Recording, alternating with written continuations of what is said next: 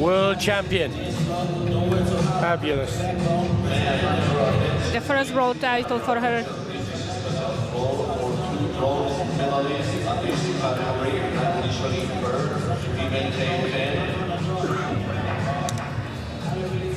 So please, your kindly request, Adamir, Rewan, and Hassani Marwa.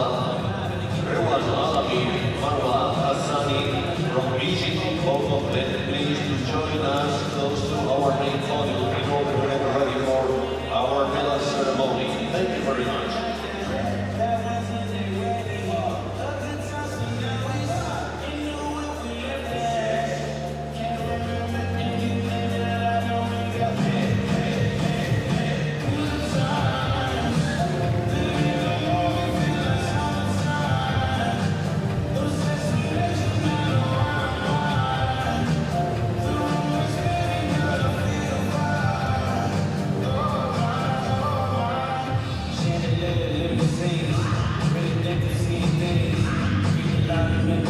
We'll be getting ready for a medal award ceremony in just a few moments, but whilst we're waiting for that, what are the next steps forward for para karate? And let's think about the Paralympics, for example, Dejana. Well, we have to work on our weaknesses, for example, on the classifiers education program, but we already implemented it. So this is the first step. And we have to establish a comprehensive para karate calendar of international competitions. Well, the very best of luck with that, because it's a great thing that you're working on and achieving. We're going to have our first medal award ceremony as we wait the athletes to come on to the podium. And that will be happening in just a moment.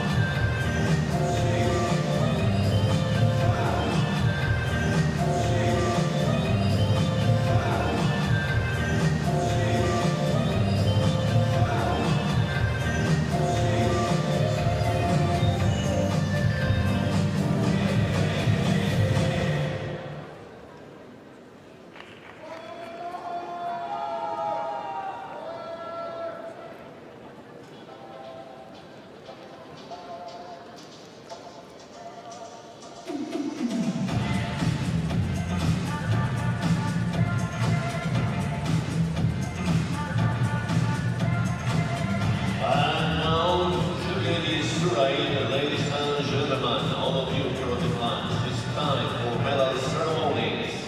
First category onto our main podium.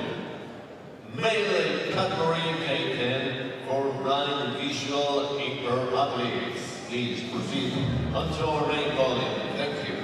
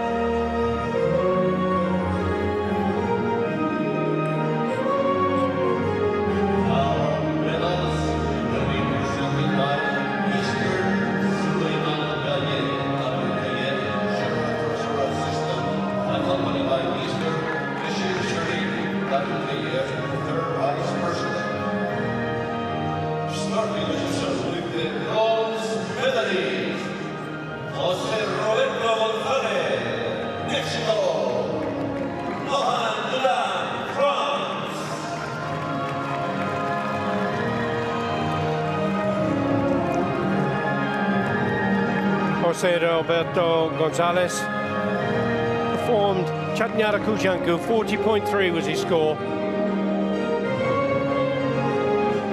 Alexei Dorin of Romania, 40.9. He scored to take his bronze medal.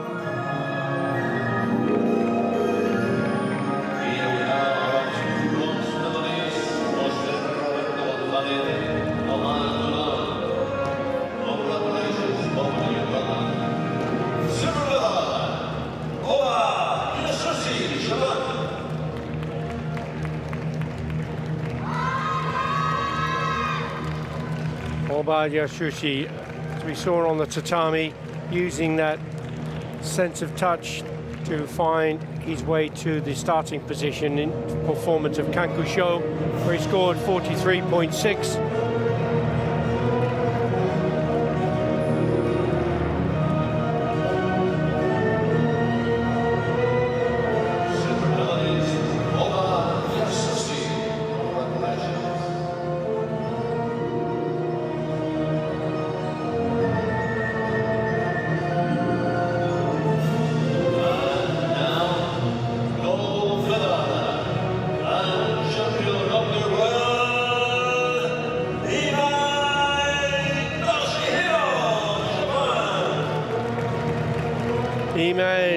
Toshihiro. He is performance of Haiku, scoring 44.7 to take the gold medal and the world title.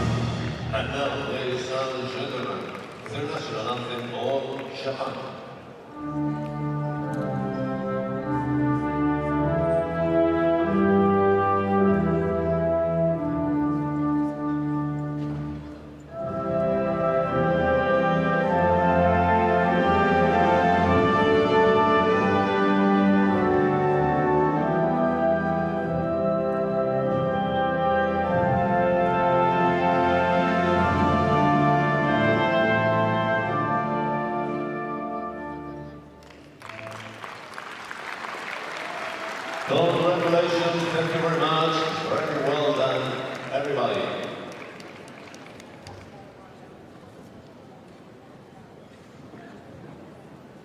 You must get to know all of the athletes personally, Dishana, or all of the ones that are appearing on the podium, certainly. Yes, it is because of the classification. We are asking them all the questions regarding training activities, if they have a strength and conditioning coach, how many hours per week they train, if they train with the, in the able-bodied club or independently, with I mean one by one with the coach. We are asking about the medical history, if they did surgeries, if there were treatments, if they need some medications, what are they able to do, if there is some risk of injury or some risky situation during the competition. Then we do the measurements. For visually impaired athletes, we don't have ophthalmologists here because it's too time-consuming and expensive. So we trust to the nations that they provide us enough good medical documentation. And for intellectually impaired athletes, we made also generic motoric tests for the sport intelligence. And then we continued with sport-specific tests to ensure if the intellectual impairment has impact on the kata performance. And for physically impaired athletes, we have a bench test to see, if there is a real impairment. And then we are doing the sport-specific test to see how the impairment impacts the determinants of the sport performance in karate. Goodness me. There's so much that obviously the vast majority of us don't understand about what preparation is required to get these athletes onto the tatami, ready to contest a world title like this. Incredible. We're going to be having our next medal awards ceremony And this time it'll be for the blind and visually impaired female K10 division. Here we have our 4 winners going and stepping up onto our main podium here.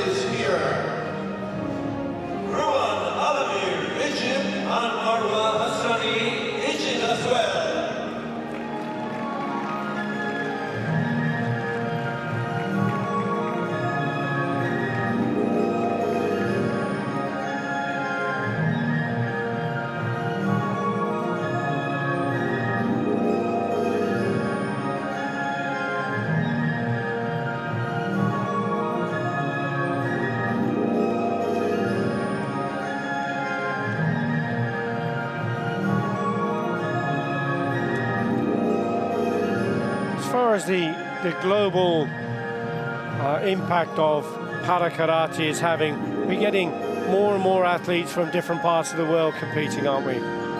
Across all these various categories. From our 2 bronze medalists, Ruan Alamir and Marwa Hassani, both of them from Egypt. Congratulations and thank you very much.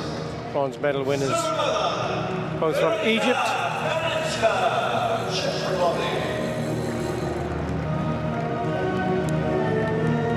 So you could see that the Egyptian athletes, they have troubles to reach the medal podium in comparison with the Czech Republic, but she had to beat 3 extra points of those athletes. Right. That's a big margin, isn't it? Yeah.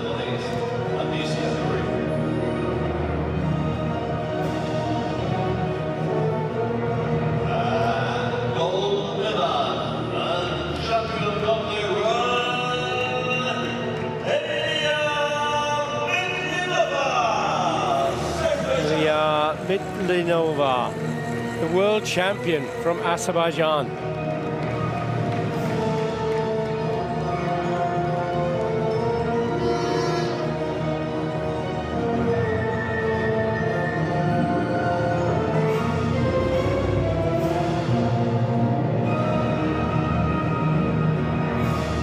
And we honor the winner with the national anthem of Azerbaijan.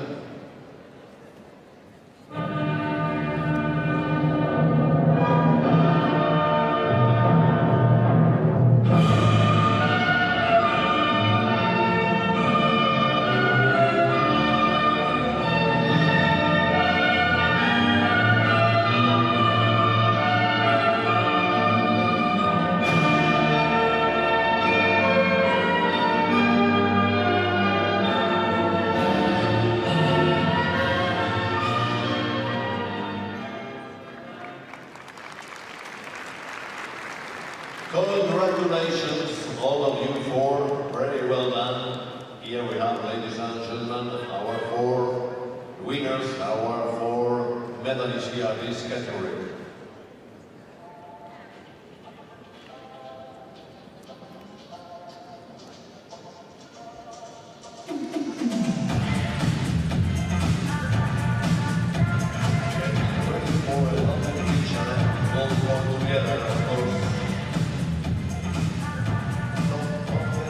Your medalist for the blind, visually impaired female K10 division.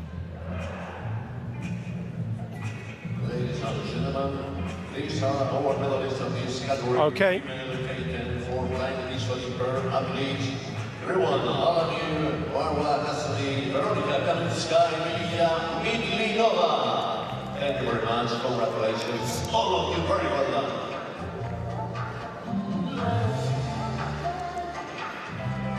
Now I'll just say a quick goodbye and leave you with the montage, yeah? That's all for the moment. And a short lunch break. Okay, so that comes to the end of this session, and we're going to have a short break. We're going to come back, of course, for all the finals, and we do have the wheelchair para karate to come as well, Dishana, don't we? So until then, thank you very much for watching from me, Billy Brennan, and Dishana Augustovicheva.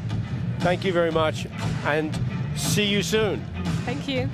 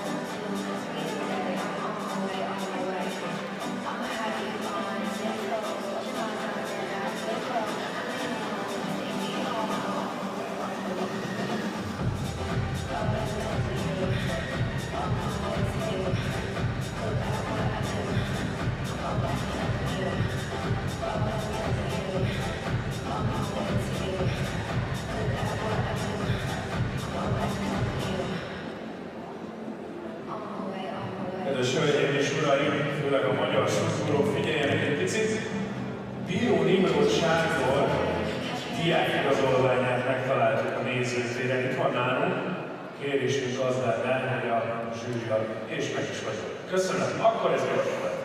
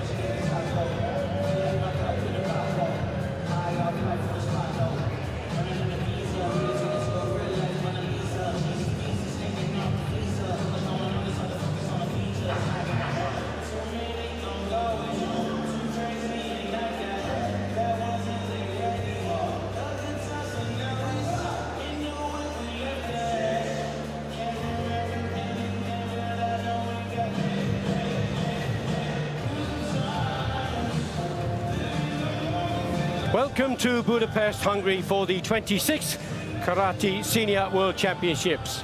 Budapest, the capital city of Hungary, has a proud history of hosting international karate championships, including the Senior Karate European Championships.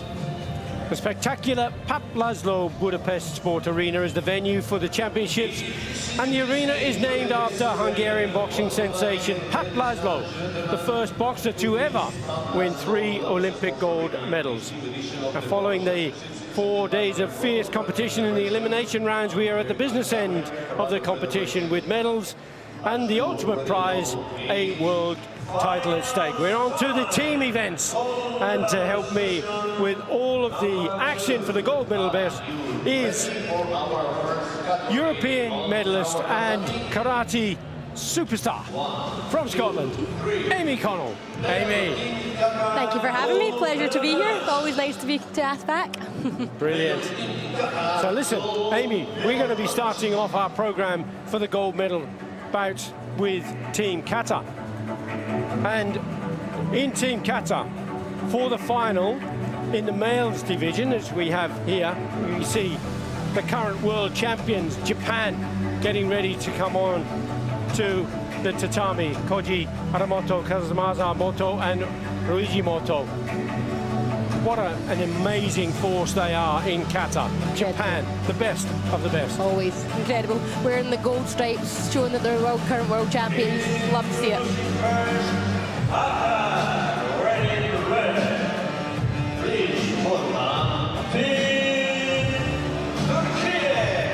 Being led out, Team Turkey, by the new world champion, Ali Safaoglu, defeating Damien Quintero in the individuals. Incredible performance he delivered there. And to be able to now be in the team for Turkey to be challenging for a gold medal and another world title. Yeah, incredible. Nice to do it on your own, but amazing to do it as part of your country and your team, so he'll be absolutely looking forward to this one. Other team members, Goktash and Ozdemir.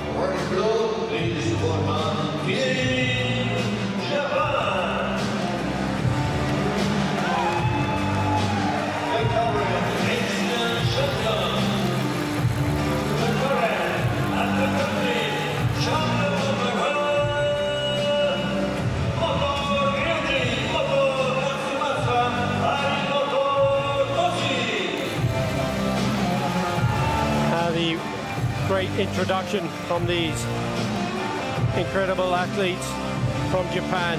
World champions in 2021, 2018 and in 2016. Going for their 4th consecutive world title. Incredible, isn't it? 4th consecutive. Wow. Unbelievable. Individuals is all about, of course, personal performance, but in the team there's a different responsibility, isn't there, Amy? Yeah, absolutely. They need to gel together, timing wise, everything like that has to be spot on for team, and you're going to see the best of the best here today on the tatami. And the hours of training that go into some of these teams, Q8 for example, they actually live together. Yeah. And they have done for many months. Yeah. Phenomenal. In preparation. So both choosing to do the kata unsu. And that, for those who are less familiar with karate and kata in particular, have a chance to make a direct comparison. So in the team kata events, there are 5 minutes in which to perform the kata and the explanation of the kata, which is referred to as the bunkai. Japanese is the language for karate worldwide. The team just getting their last thoughts together in preparation for the performance of the kata. They'll come on to the mat, the tatami, and then they will have that 5-minute allocation of time. They do the kata, catch their breath, and then into the bunkai. Do you have a preference of the kata or the bunkai, or? Do you know, I think they're both just so impressive. I think that the timing of the kata, I love how precise it has to be, how clean it has to be. But then I suppose the bunkai is quite exciting to watch, isn't it? So It certainly is. And it's a pretty much a blank canvas. They can put the choreography together with the kata, Yep. bunkai. It has to reflect the kata, of course. yeah, But they're pretty much have an open mind to what they want to show. Yeah. And in the kata bunkai, often with Team Turkey, we see Ali Safoğlu taking center stage. yeah, don't we? you do. It's incredible because we're going to see the same kata by both, but very different bunkais, I'm sure, which is incredible to see is how they adapt it in their own way. Now there are 7 judges. Each will have a tablet. They'll input a score. And that score is then calculated, taking the top 2 scores and the bottom 2 scores away from the 7 judges, and the 5 remaining will be the evaluation of their performance.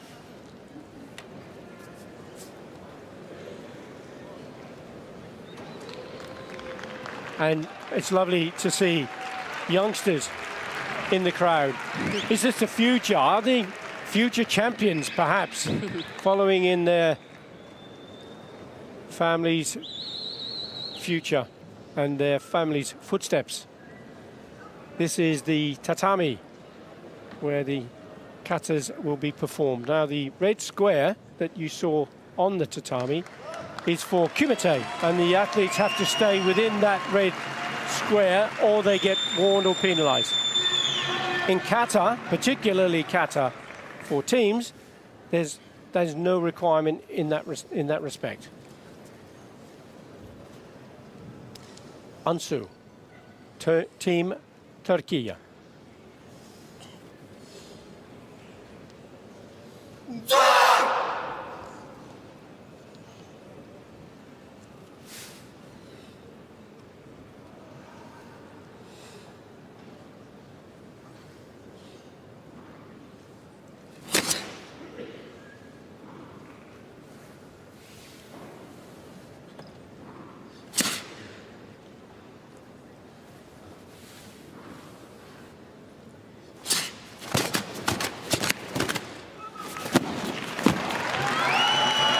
Wow. Wow. Great opening sequence. And that overhead camera Yep. shows the shape of the team. Yeah. And brilliant for synchronization. The judges don't have that view. No. We're spoiled here.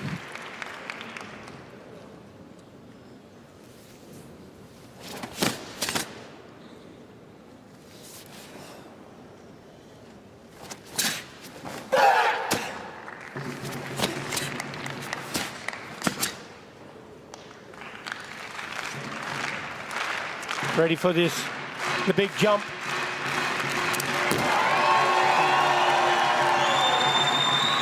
Perfect unison in that execution of the jump and turn. Yep.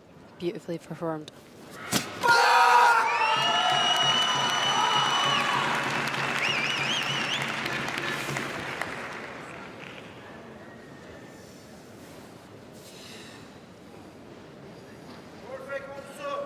Now, the individual world champion, Ali Safoğlu, on the left of your screen.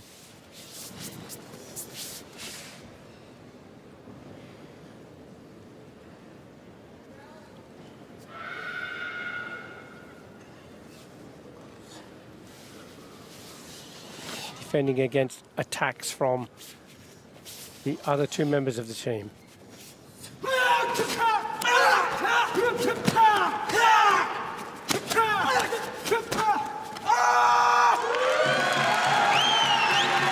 Wow. Tremendous Nice speed. performance.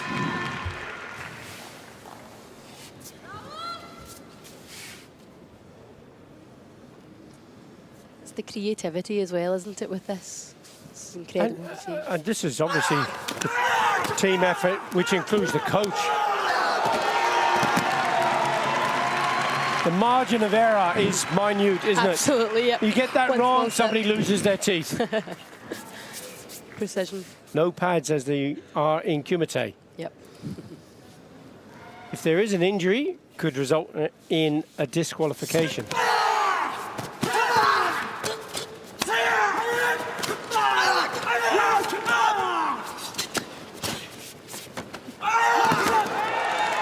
Wow. Sensational. Yeah. Incredible sequence there.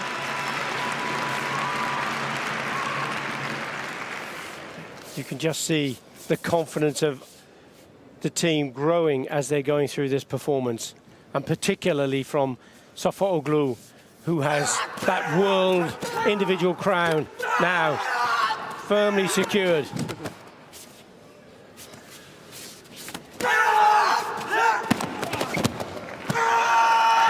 Just a slight Yep. movement there, Fine margins. but very much so fine margins, you're right.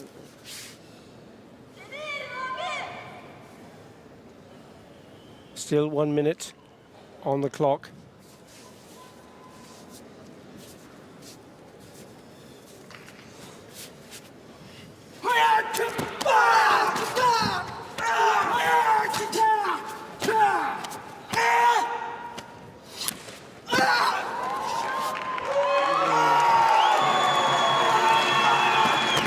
Nice balance Wow. there, wasn't it? Wow.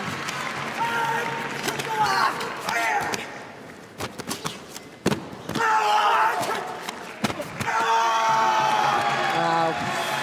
Well, that is just brilliant. Yeah. Incredible to watch.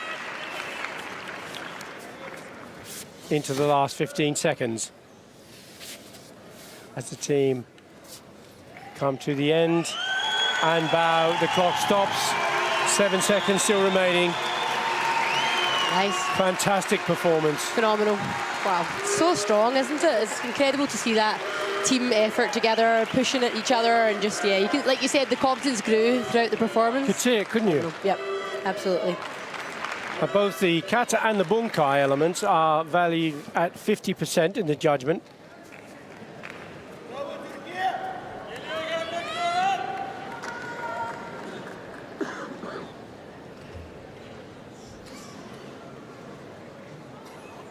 Now, Team Japan, no doubt not taking too much interest in what they just heard. No. Probably didn't look to Yep. see what it was. Fully focused on their own performance. Yeah.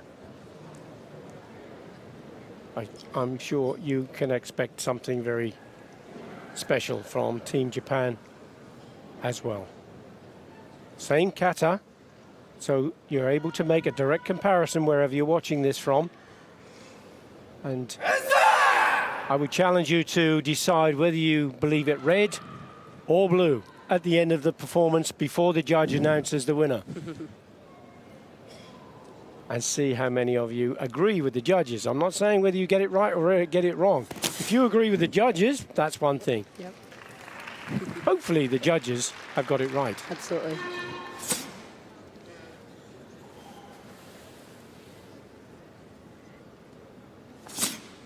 Look carefully for the synchronization. Different approach in that opening sequence.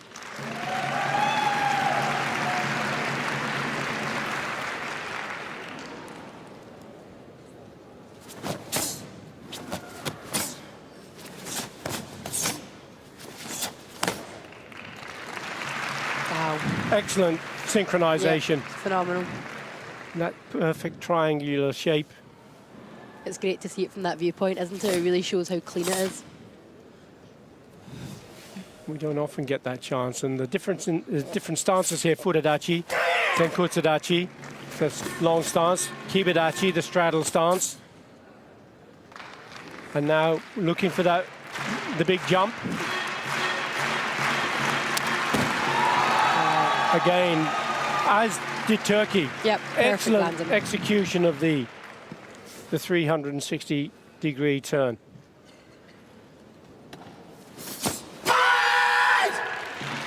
So thoughts for evaluation. How did Team Japan compare with this part of the kata with that of Team Turkey? That's one consideration. Remembering the valuation is 50-50 with the kata and the bunkai.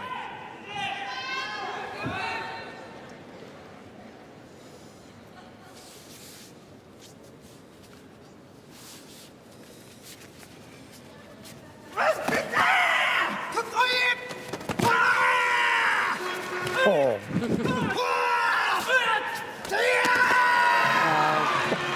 Beautifully.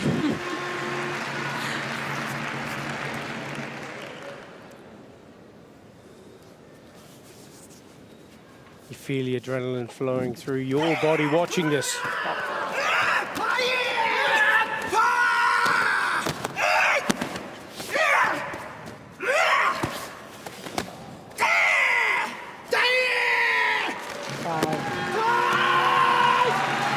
You can feel the drama with it all, isn't it? It's such a performance, like to see it. It's Such a, so vibrant, Yeah. so full of energy. vibrance, that's the word.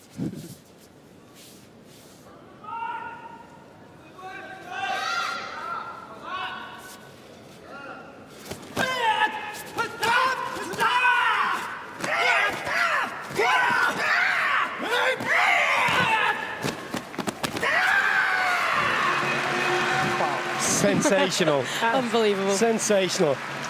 Now, the Olympics, we had individual kata. Yeah. Had we have had team kata, do you think people would have understood? I think so. I think a little easier. Yeah.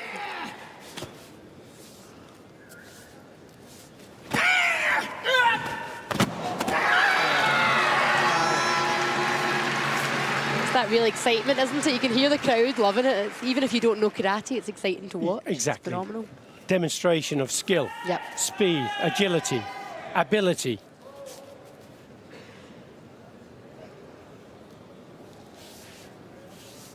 I love that kind of swagger Yeah. in. Yep. This is just, you know, Yeah. another day at the office. Wow.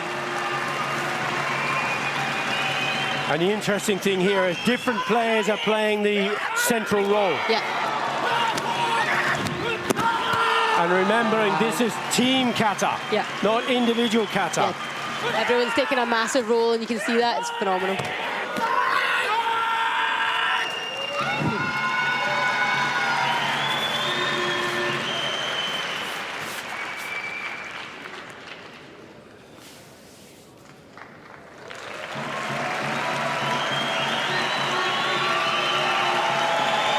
Well, Wow.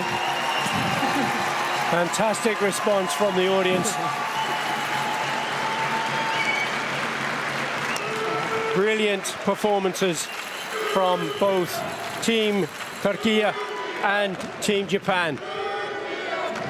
To be a judge and to look at the outcome of this, which one would you go for? I'm not asking you, Amy. I don't want you to become unpopular by choosing someone who Yep. others don't believe in. But The audience. if you're watching this on the TV screens around the world, will you go red or will you go blue?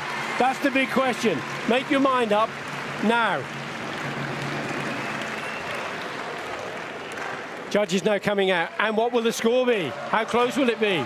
And it is going to... Oh, and Japan for the fourth consecutive time.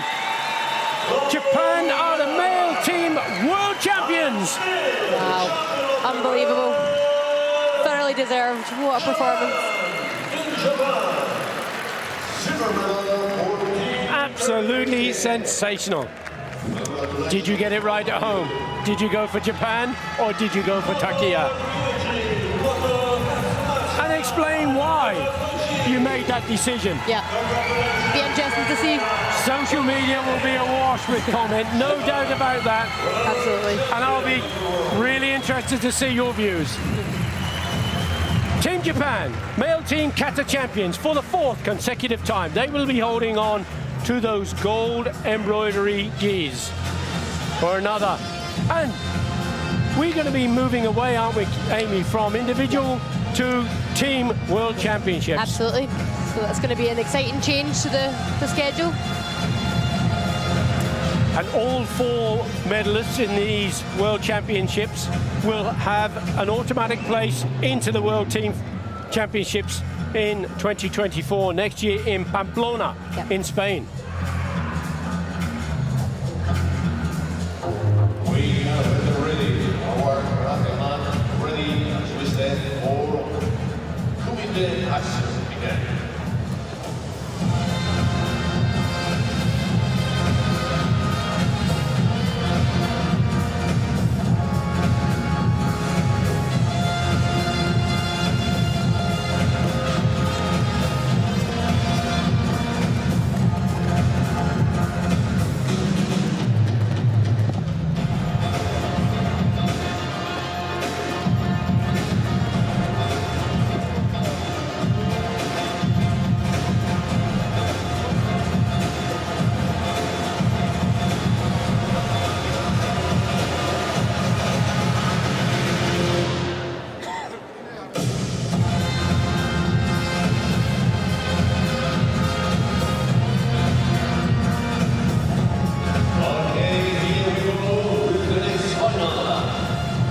Wow, moving away from Kata now and onto the female team Kumite World Final between Japan and Spain.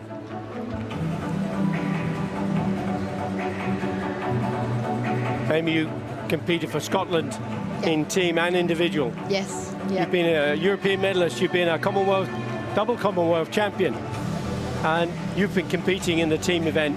For you, individual or team? For me, personally, this is the first time we've ever had a team at World Championships for Scotland, so it's such a pleasure to be there competing as a team. I love both, actually. To know someone who's only ever fought individual before, it was nice to have that camaraderie of you're fighting for your country. And I mean, I watched these through the rounds, and the fire and the passion between each country was amazing to see. And I'm sure you're going to hear that from the crowd today as well, watching from cheering their own country on. But it's just, I love that camaraderie of people that are really team players fighting for their country. And yeah, it's going to be a great match between these two countries. Yeah, absolutely. Indeed it will.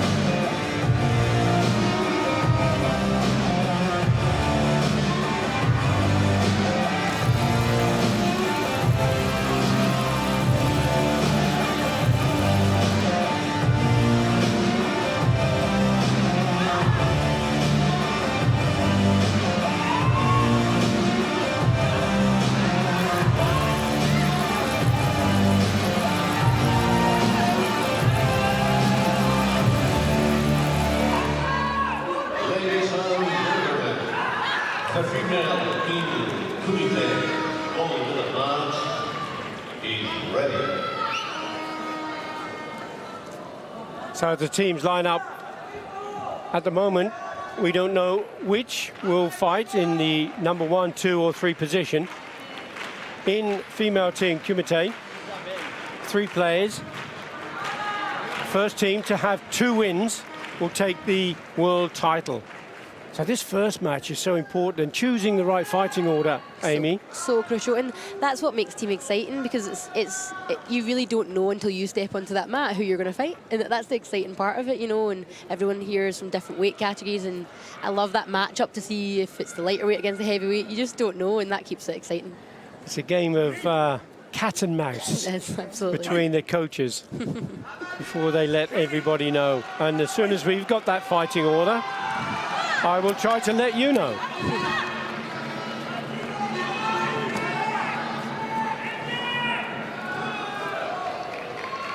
So we have number 1 out for Spain and number 1 out for Japan.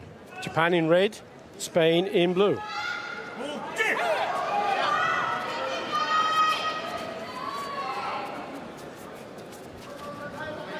Both teams fought incredible through the rounds. It was amazing to see, you know, that difference and the passion and the fire between each athlete. So I'm excited for this one.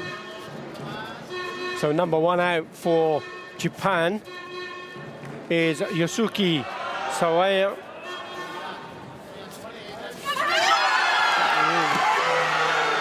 Already we have a score on the board for Japan. Perfectly timed there. And we have number 1 for Spain, Isabel Nieto.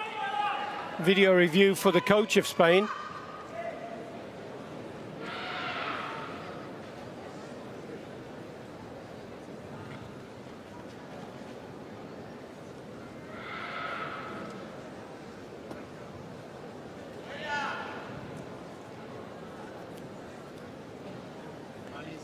Now, what do you think, Amy? So they're looking obviously to see now which one was in first, and if the first one was a point or if it was the second punch. So it'll be interesting to see.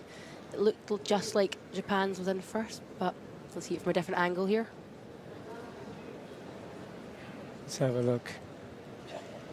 See the action build up. The video review referee has the ability to go back 6 seconds to see if there was a score, valid score. They don't know what is being asked to consider. There's a punch there from red, and at the same time there's a punch from blue, and it's blue that's being considered as a valid score or not. And the video review judge, Mr. Peter Bibby from England, has decided yes, it was a valid score. So there's no senchu being given on either side with this first opening match.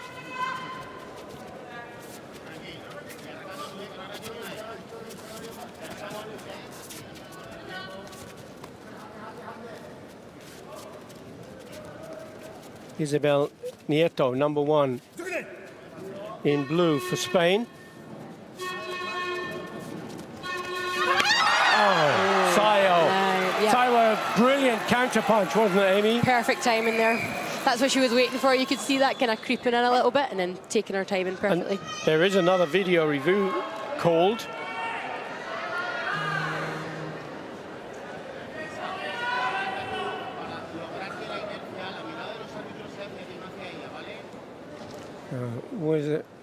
Is it going to be successful?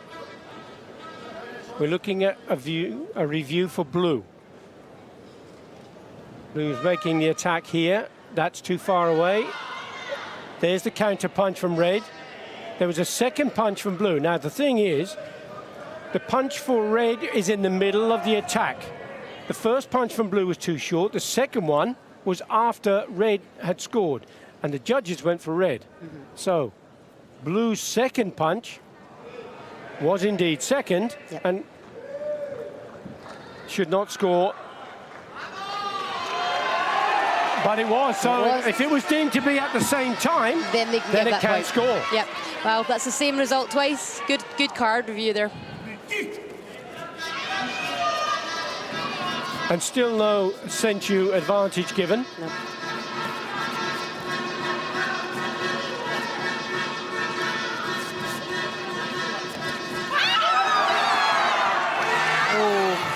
These two are just so fast. Yeah. And this opening bout is really important, isn't it, Amy? Yeah. Because it sets the scene. It really does, you know, the points and how close it is, and it just sets the team for the next fighter coming up to give them that little bit of confidence if they've got one in the bag or if they need to keep this one to keep them in it. It's, yeah. Exactly. Halfway through, pretty much.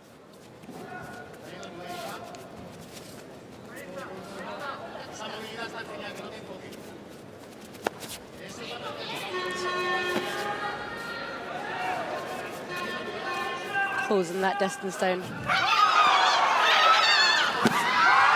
Over the top again from Yuzuki Saiwa.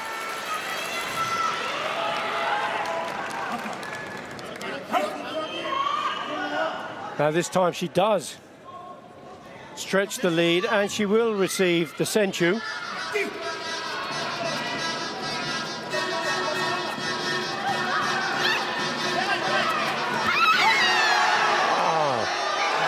Great score there, 3-point score. Wow.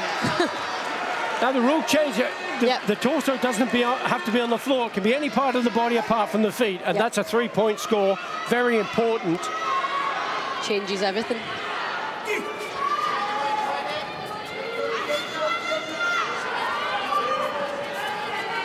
Six points to 4 now. Spain leading in this opening bout.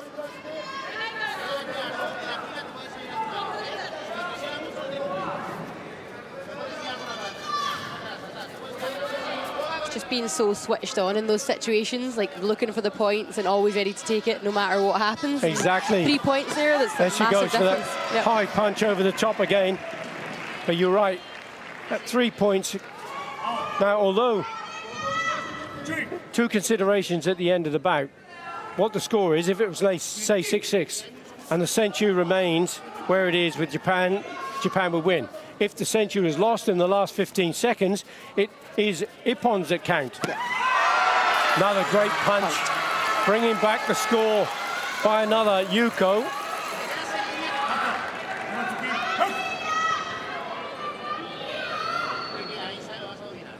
Sawei Yasuki now taking that step further forward, getting back in contention. Nice side step there out of the way from Isabel Nieto.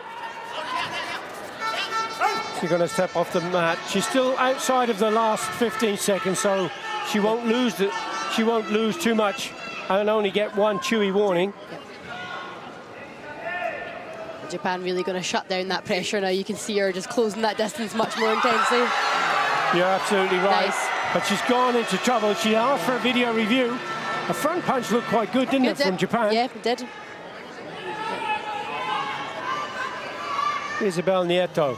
She's got her point. Yep. But tension here from Japan as Sawei Yasuki. Could that be a score? It looks good. pretty similar timing, doesn't it? Yep. In fact, could well have been first if it was on target. Yep. From that angle, you can't see if the punch is actually on target or whether it slipped past. Referee's accepted it. Wow. Another great call from the coach. Absolutely, yeah. And another point for Japan. Keeping that distance. She must get one more point. She has last 10 seconds. If she can get one more point, she will then take the bout because of the senchu.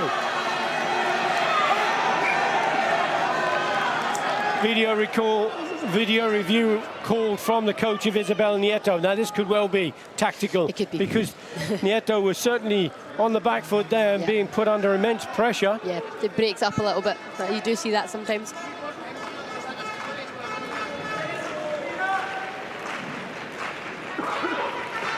Well, there was a punch from Nieto, definitely. And it goes in there. In fact, there was a recoil from Sawei Yasuki. Another tremendous call. Wow.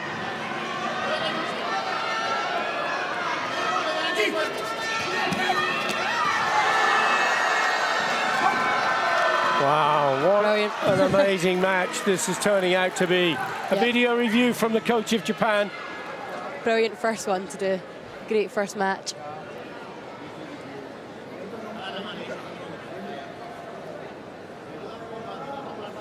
Oh, certainly the video review referee's been kept busy in this match. Yes.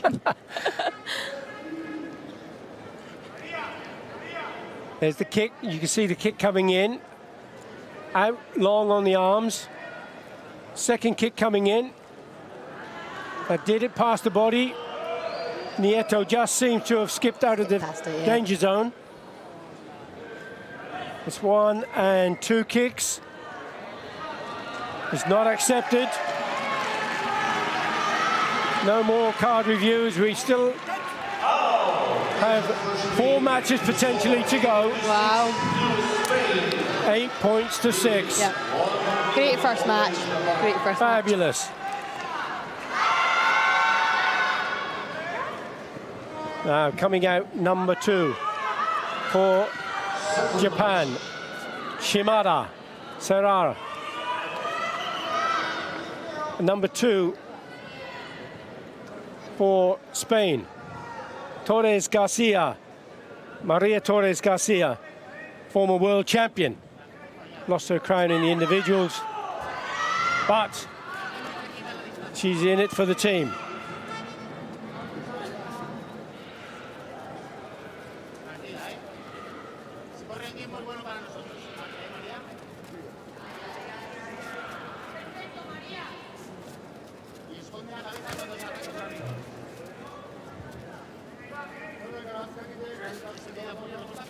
So the change in tempo from the end of the bout before to the start of this one. It's normal though, isn't it? It's normal, yeah. And especially like when you're the middle person in a fight for a World Championships, it's going to be a bit cagey to start with. You're not going to run in all guns blazing. No. So yeah, we see a little bit of this to start, but I'm sure that when that 1 point gets scored, then everything starts to open up like we saw in the last fight, doesn't it? Video review call from the coach from Japan.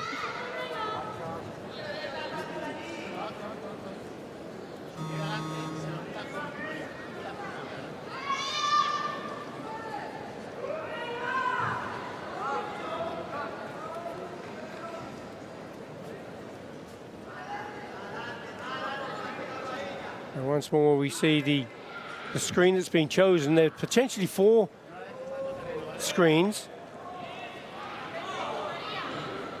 Bit of wrestling going on there. Yeah. It's not accepted though.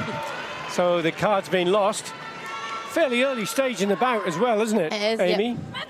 The coach must have really, he's from that angle, must have looked in from his side. And it's all about angles, isn't it? Absolutely. We have a perfect view here, of everything, don't we? Do indeed. Best seat in the house. Yep.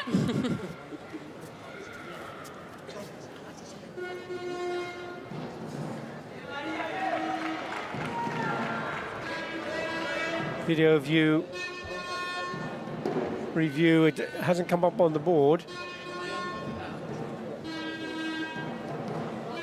But, the referee just stopping the bout.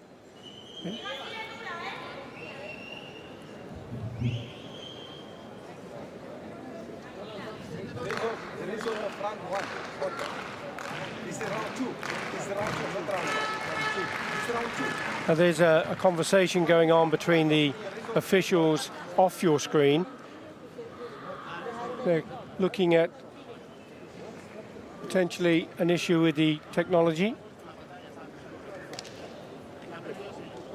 But in this moment of time, the athletes obviously starting to think about how they've been performing so far, what's going on, how they're going to take this into the next match. We just see a great picture here of number 1 for Japan, Sae Suzuki, who just fell short of getting that bout. She's going to feel emotions running high, aren't really they? High. And that's the thing, isn't it? It's a team effort, so it's never anyone's fault, but you always feel those emotions going through it. That's right. Yeah, you see the scoreboard flashing up, 3 points here, 2 points there. There's clearly an issue. They've gone back to the 8-6 from the previous match, so that'll be put right in just a moment or two. But in the meantime, just to remind ourselves that we had that 8-6 win for Spain in the opening bout, and this is bout number 2 of potentially 3. An important match for Japan to win, Amy, going into this, isn't it? If Spain takes this match as well, it's all over. That's it. Yep. That's the world title and the gold medal. Yep. So this is a crucial bout. Just a chance to have a replay of the opening match in this world final, and that was the 3-point score that was achieved, and that was achieved by Isabel Nieto. And you can see once more the disappointment on the face of Sae Suzuki. Yes, now she must feel awful. She must feel awful. Yeah. But she put up a great fight. But she's been Close tremendous. match, She's got great herself in this position. Absolutely. She's got 6 points for her team. Phenomenal. And we're up and running once more. Yep. Now Straight into the it. scoreboard is going to record a point, and that's going to go in favor of Spain's Maria Torres. And she has the Senchu because it's been uncontested.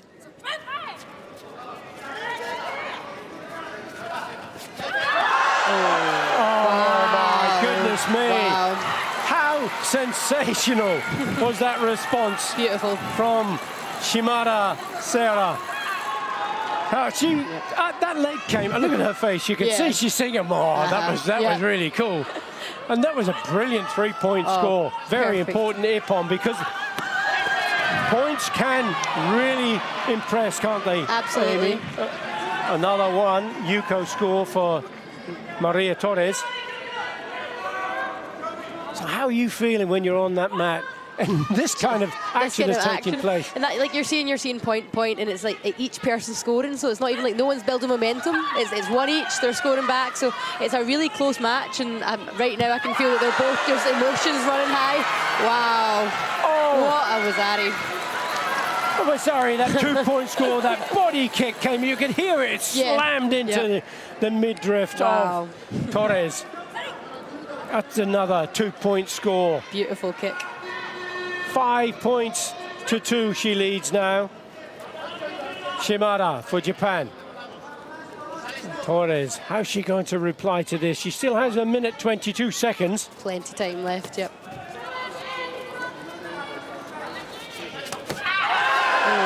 That side kick. Yeah. Torres came in, and she was slammed into the midriff once again. Yep. From Shimada. Another 2-point score. Wow. And all of these points really do make a massive difference overall, don't Absolutely. When it comes down to it, if it came down to points, this is where you're really wanting to build those points up. Torres, she still has over 1 minute to go. She doesn't have to panic too much. No. Really just work it in. Oh, now. Yep. Torres has started to change her tactics a little bit, putting Shimada under a great deal of pressure. Shimada stepping off the air. She's going to get a warning. An interesting 2/3 of the match gone, and this is only the first warning. Yep. You see on the graphic now, match number 1 resulting in a win for Spain. Oh! The Yame came just before. We've seen that a lot this tournament as well, just out of time. Some beautiful sweeps.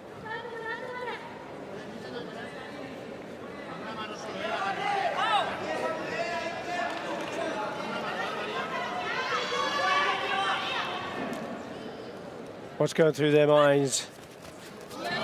When you're trailing by 5 points, another side kick to the body. She's gone off the mat again. Yep, good pressure. Torres' pressure is starting to pay off, forcing errors against Shimada.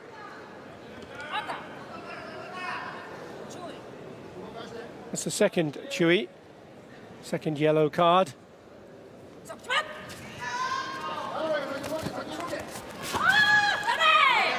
No, Shimada could fall foul of the referee once more. She's holding on, trying to defend herself. That's another Chui.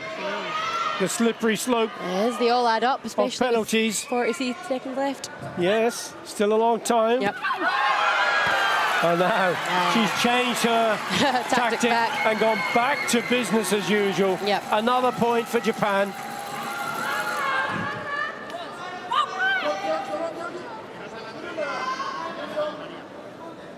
Eight points to 2. And what she must not do is jeopardize her fantastic performance with another foul. This time Garcia takes her. Oh, yeah. Now you can't take down your opponent with 2 hands. No. And this time, that was so close for Torres, wasn't it? Because she did get her opponent in a position. Great off the line again. Wow. Perfect pint once more from Shimada. Yep. Beautiful point. If she gets one more, it's going to be 8-point clear, and she's going to take this bout. 9 points to 2, she now leads.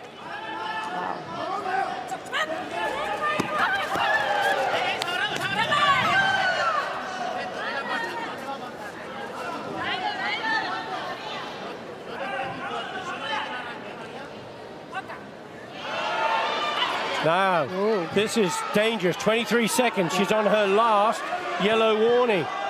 If she gets another penalty, it's disqualification. Oh. She replies with a punch to the body. Wow. Unbelievable. Yeah. 10 points to 2. That gives an 8-point differential. Match is over. Yeah. And the win goes to Japan. Wow. 1-1. Wow. Down to the third fight.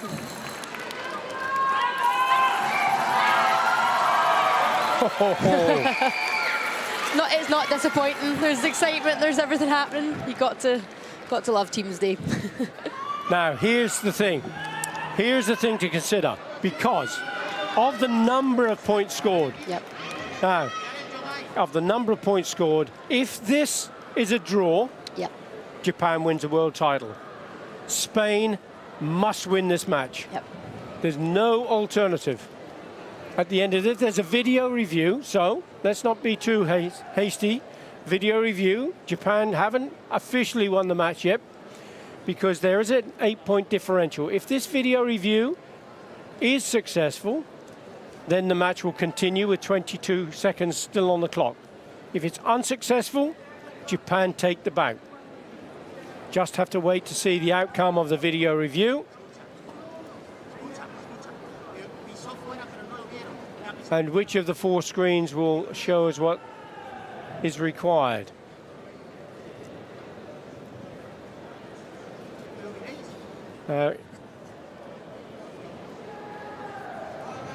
It's a video review for blue we're looking at. And for this to continue in the bout, it must score. So let's have a look. Blue. There's the punch from blue. There's a punch from red. There's the punch from blue. Now, if it was second, can't score. Can't score. Yep. Result remains 10 points to 2 win for Japan. Score 10-2 in favor of Japan. Overall, Japan 1, Spain 1. Wow. The last bout, Amy. Yep. Wow.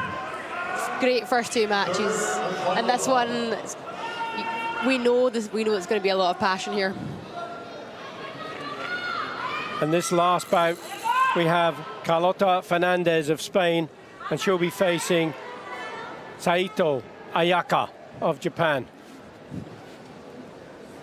Spain must win if they are to take the world title away from Japan.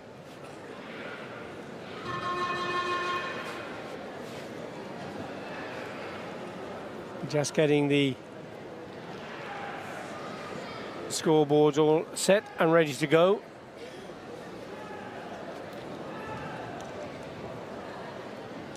This is match number 3 of 3.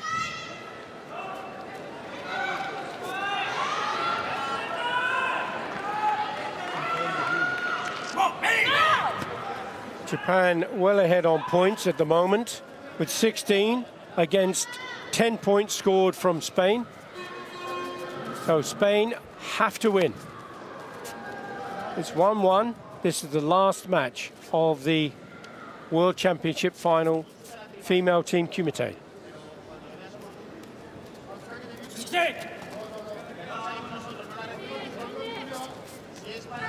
Saito Ayaka for Japan in red. Carlota Fernandez for Spain. This is going to be tense moments for Maria Torres. Watching on. Yes, absolutely. It's almost as tense, isn't it? Absolutely. Being in that position, Yep. Amy? Yep. When you're not physically on the mat, you can't do anything but watching. Hope that everything goes your way.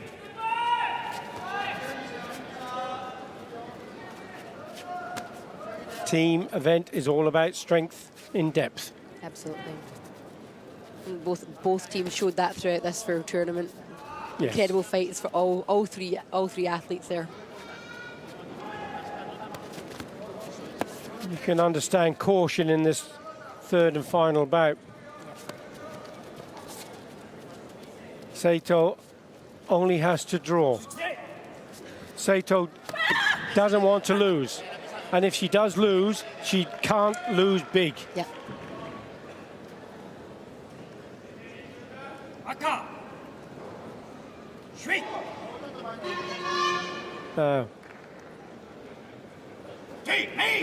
It's just going to be impossible for Spain to win this gold medal unless they win this bout. And the only person who can do anything about that is wearing blue, Carlota Fernandez. But it's red, opens the score, Saito Ayaka screams out with confidence and spirit. Yep. It's that passion that we see. Great. Looking back at her teammates and yes! That was mine.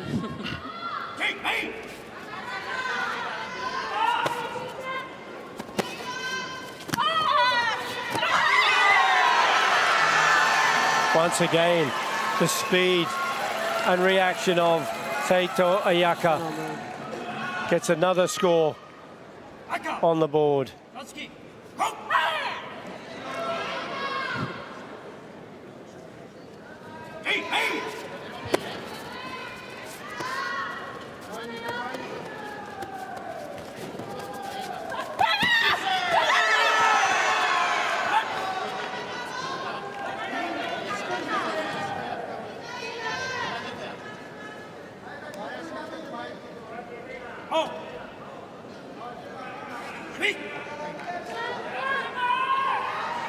Second chewy warning going against Fernandez.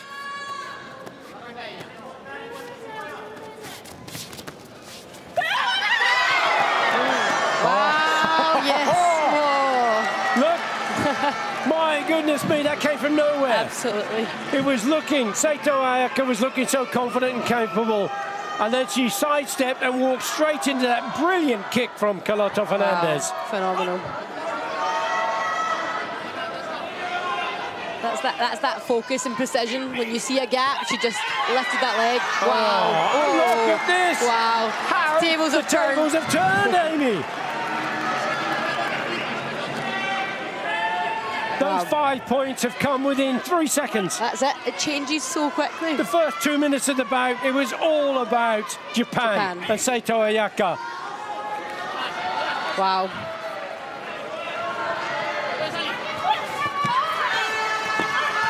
Oh, clever turn, wow, clever nice. turn. Ducked out of the way, Lovely spun movement. around. Yep. Into 54 seconds, and now the tables really have turned in favour of Spain. Yep. If Kata Fernandez throws in another second kick. What a kick. What unbelievable What a changes in fortune we're seeing here from Spain. Yep. She could easily have just started to crumble in her spirit. Yep. She could easily have forgotten that she is a special person on this mat. Yep. But no, look what's happened here. She's now got 7 points to 2. Yep. That focus, you can see that focus. Incredible. I'll tell you, if Kata Fernandez continues to do this and ends up taking this gold medal, she is going to be a superhero in Spain. Absolutely. Antonio Marino, the president of the Spanish Karate Federation, will be making a mountain of pressure on the rest of them to perform like this young lady on the mat. Oromawashi from... No, was it close enough? That was the thing. It was so tight. There's a video review call. Saito Ayaka desperately needs this to be a successful video review call. Yep. And it's all going to be down to what the video review referee sees. Watch for the kick. And it's going to come up in a second. Here comes the kick. Was it on target? Oh, look. Just the range. So close. Oh, just close, look. but just past, Wow. Not accepted. Nope. No more card. Into the last 38 seconds. A roundhouse kick to the body. And this time it is successful. As a Yuko punch. She did a double technique, didn't she? Yep. That first one didn't score, followed it with a punch. That one, 4 flags. There's one thing you're guaranteed in these next 35 seconds, there's going to be a lot of action. And it's got to come from Japan because Spain's in the lead. There's another punch over the top. But it is Spain once more who's going to get the score from the judges. But will this be a successful video review from the coach of Kata Fernandez?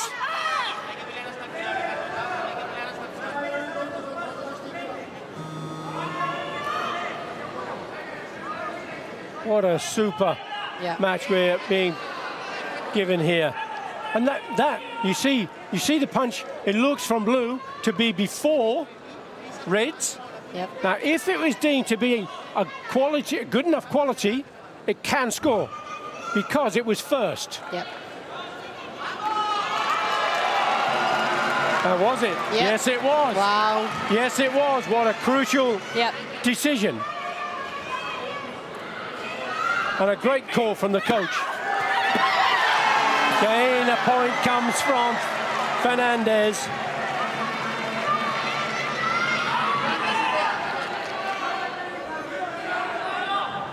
Here's another point. Now, 9 points to 4. The Senchu still remains with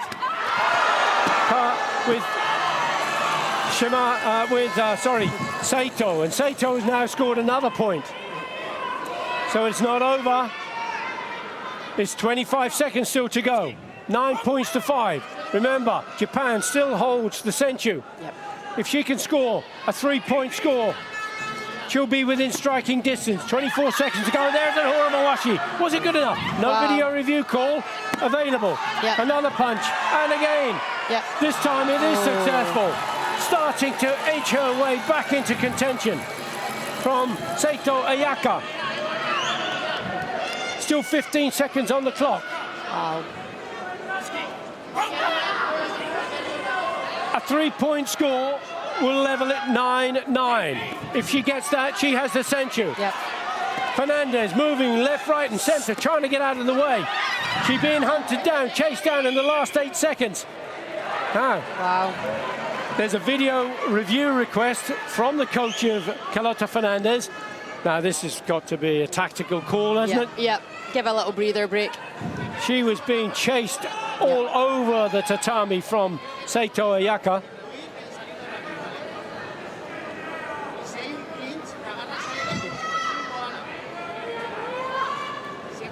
There's the punch. There's a counter punch. Seems to have gone past. Ayaka still chasing forward.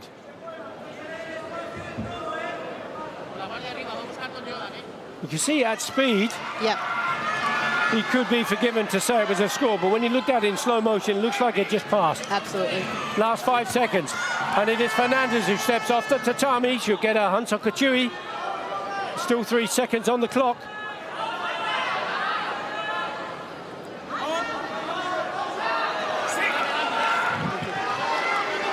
Three seconds, that's all there is between the gold medal. If a 3-point score can come out of Saito, can she deliver it?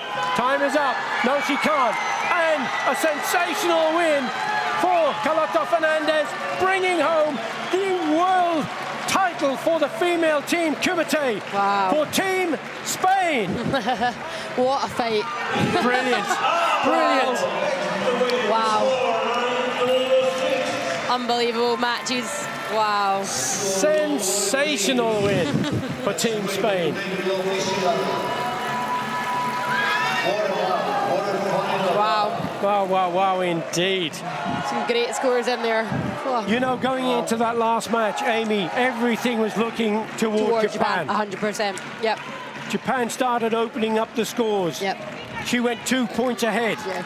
And then Carlota Fernandez started to creep forward, and then bam, big scores coming out. Changed it, yeah, absolutely. 9 points to 6. What a sensational win. Brilliant performance, Team Yep. Spain. Unbelievable. And congratulations.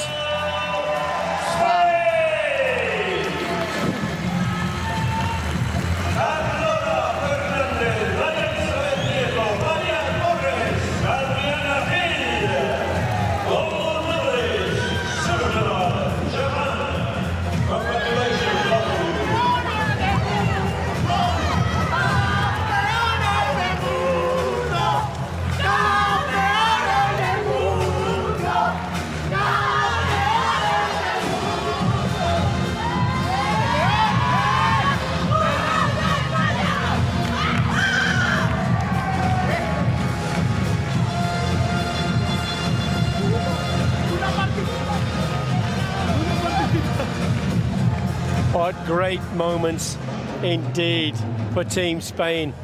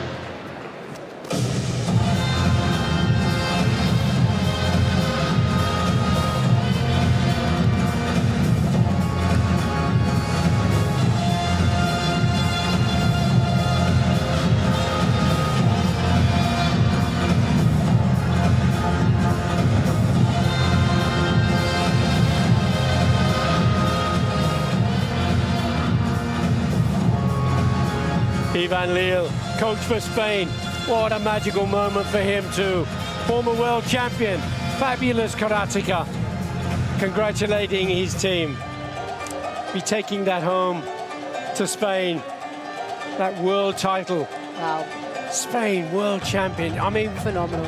that was a fabulous performance. Unbelievable. So good. And that's what team's all about, isn't it? Like, some you win, the other one loses, then you win it, you bring it back. Like, that's what team's all about. It's just phenomenal.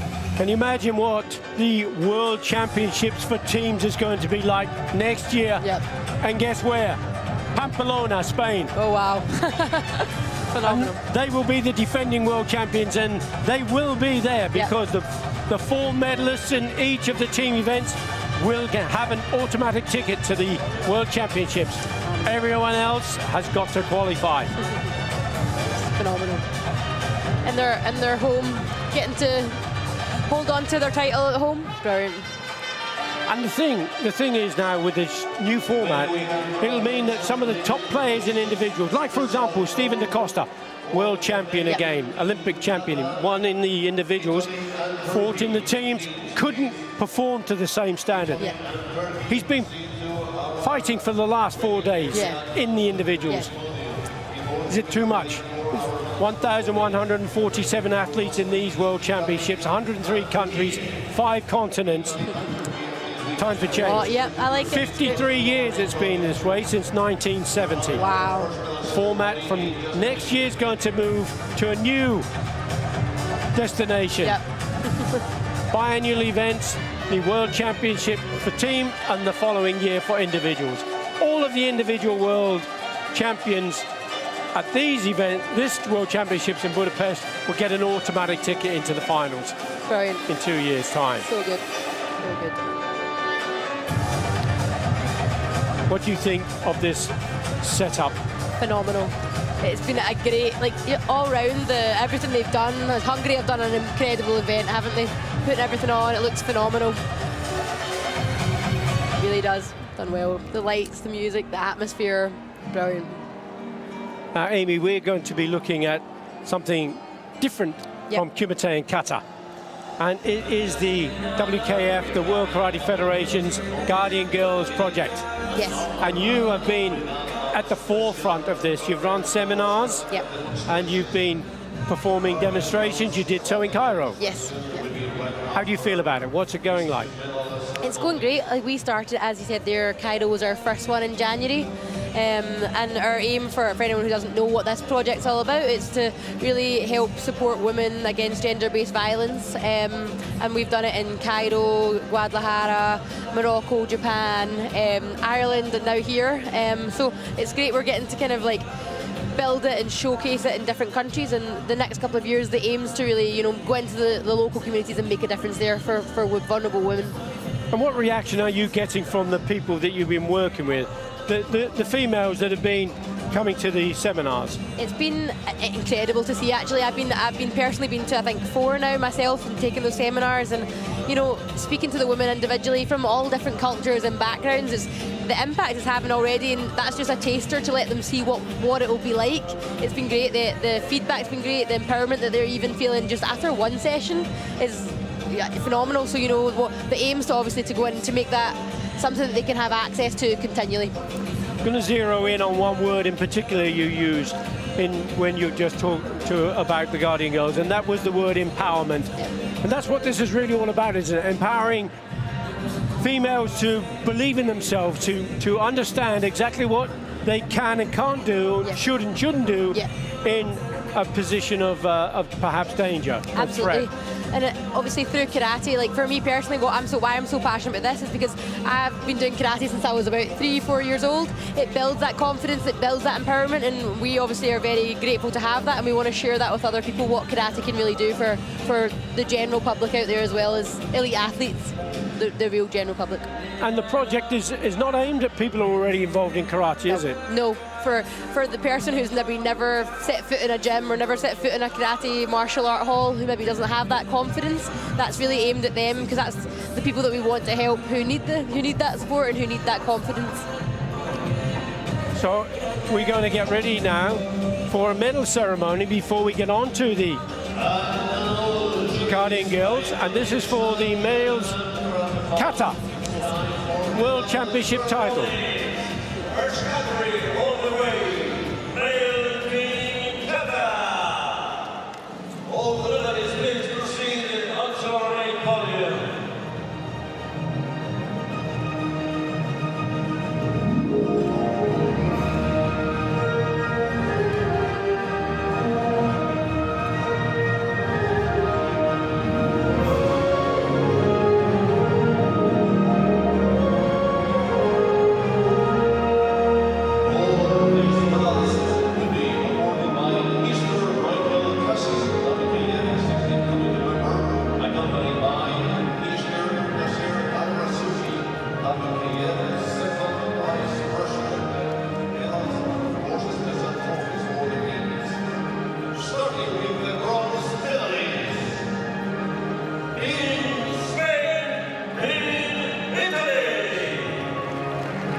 Team Spain defeating Kuwait to take their bronze medal.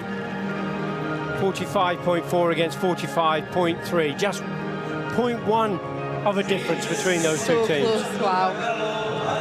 That's the margins, isn't it? The fine margins at this level. Incredible.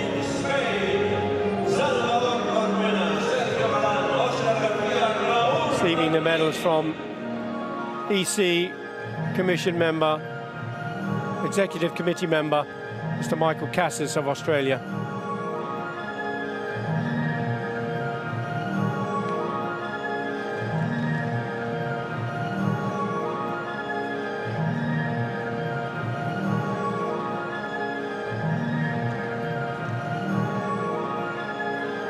And the other bronze medal going to Team Italy, who defeated France 45 points to 43. Powerful win for their performance of Kankusho.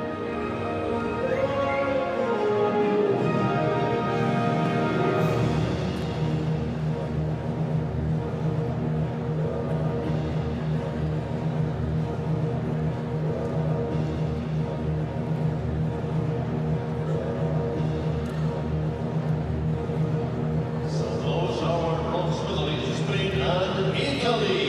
Here we are.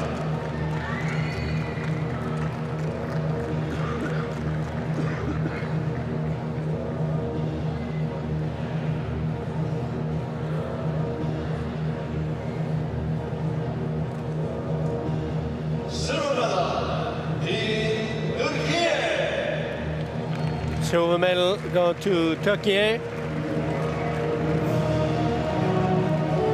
The world champion in the center there, Ali Safaoglu, taking a world individual and a world silver medal on the same championships. Incredible. Incredible. And we have that as well with the females coming up in the female team, fighting for Maria Torres. Exceptional. Exceptional. Phenomenal. Yep.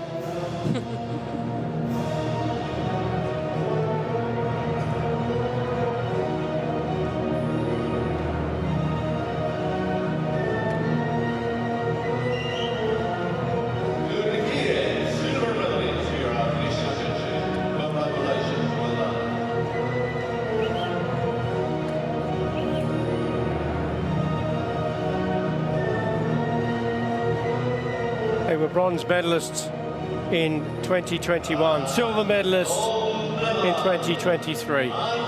This is their first world final. Japan, world champions again. Sensational performance in their final with Onsu.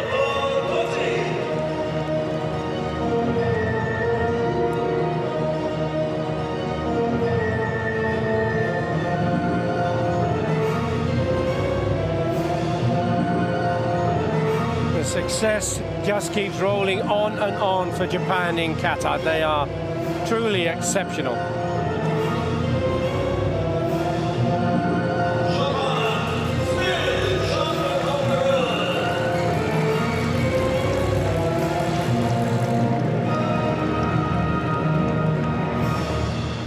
And now, ladies and gentlemen, international anthem of Japan.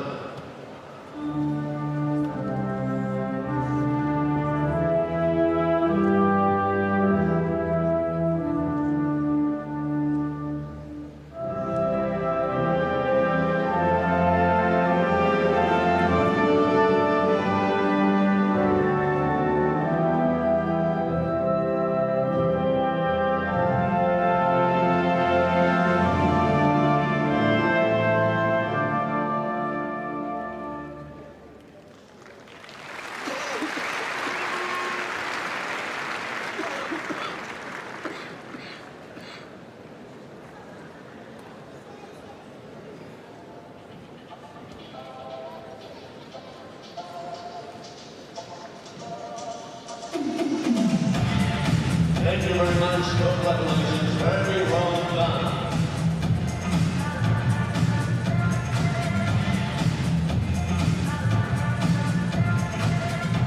Ladies and gentlemen, those are medals here at this category. Your medalists for the male team Kata. Spain, Italy, Turkey, Japan. What a lovely picture. All together. Yep.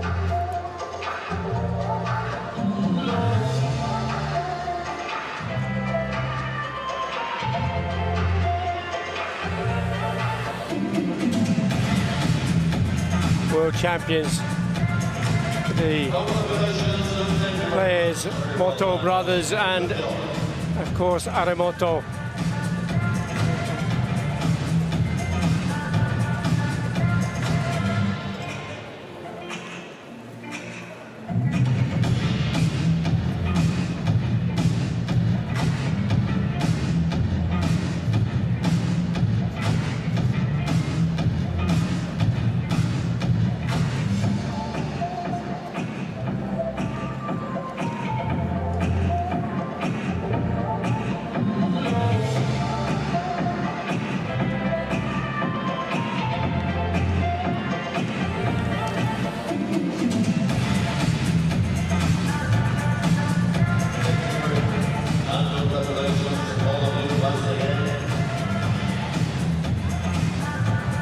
We'll be having our next medal ceremony in just a second.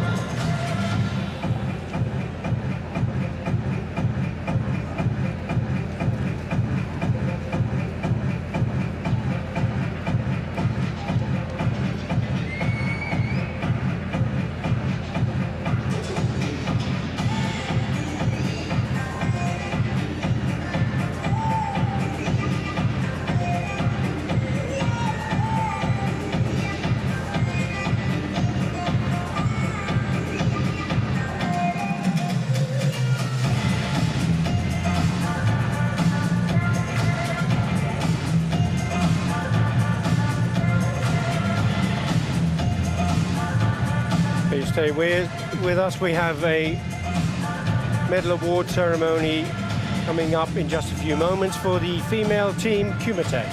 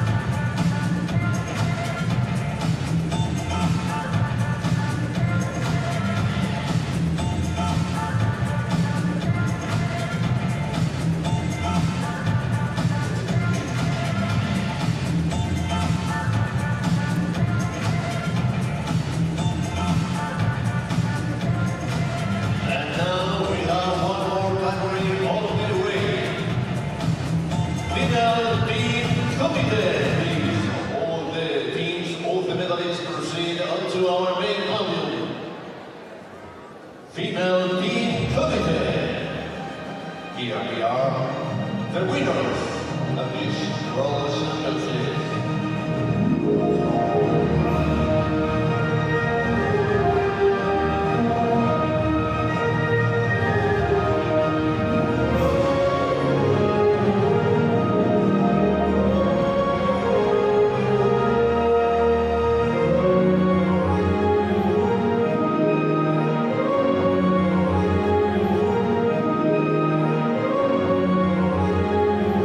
All the awards representing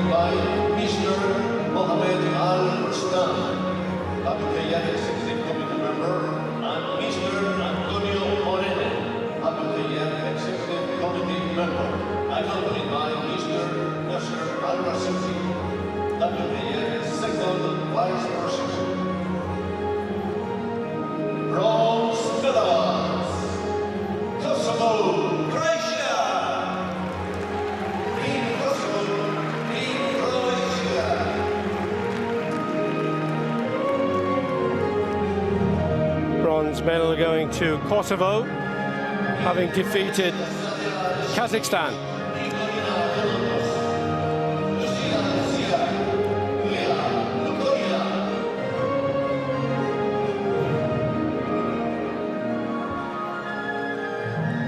Second of the bronze medals going to Team Croatia.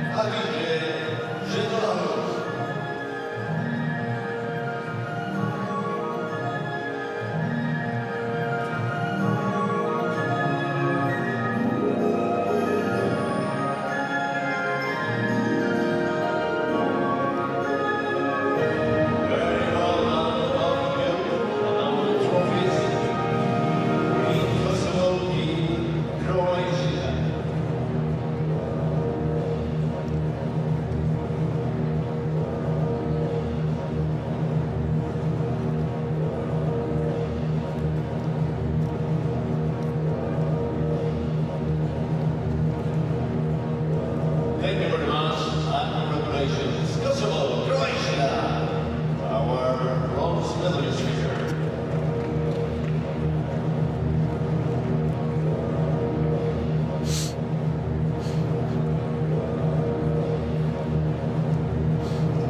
Silver medal,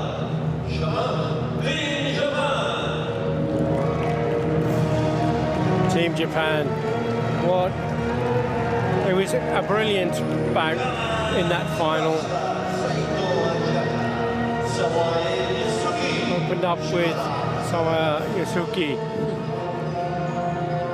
Fought so bravely in that first match.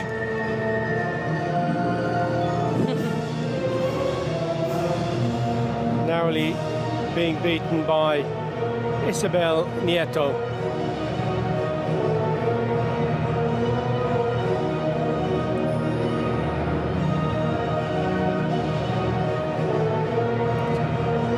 To 6 it was.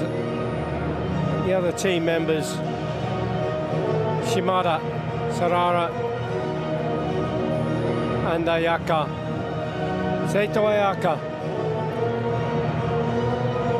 and Kama, also a valuable part of the team.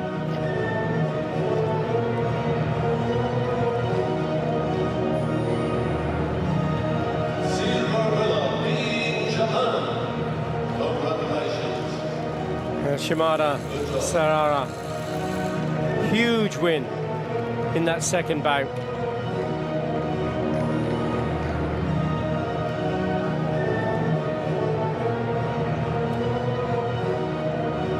Ten points to 2, she won that match. Gold medal, champion of the world, Spain! Yeah, what a great introduction from Josian Redondo, the ring speaker. Spain. Every one of these athletes played a really crucial role, but my goodness me, that last bout, just unbelievable, wasn't it? Phenomenal. From Carlota Fernandez. Look at that, that hug. Oh my word. Antonio Marino, the president, putting the medal around the athletes' necks. So proud, and so he should be. He's done so well with Team Spain. Absolutely. A great support from the king.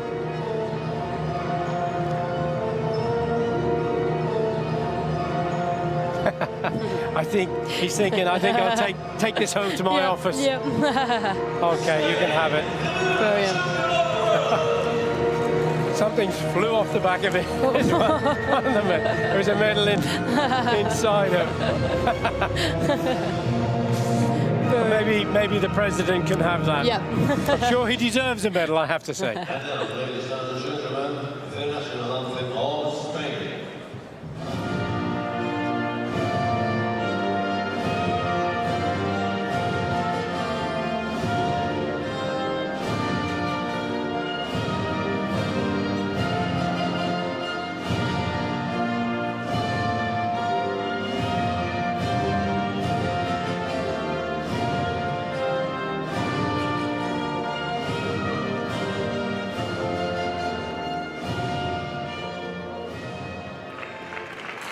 Congratulations, very well done.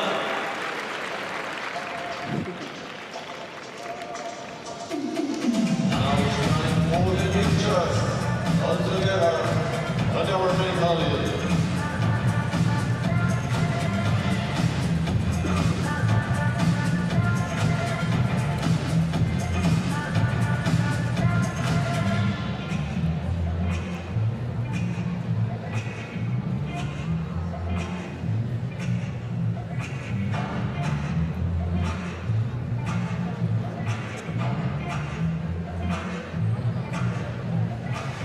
Your medalists for the female team Kumite. So here we have our opening picture. The medalists of this category female team Kumite. Kosovo, Croatia, Japan, and Spain. Congratulations, all of you, very well done. One more picture on the athletes.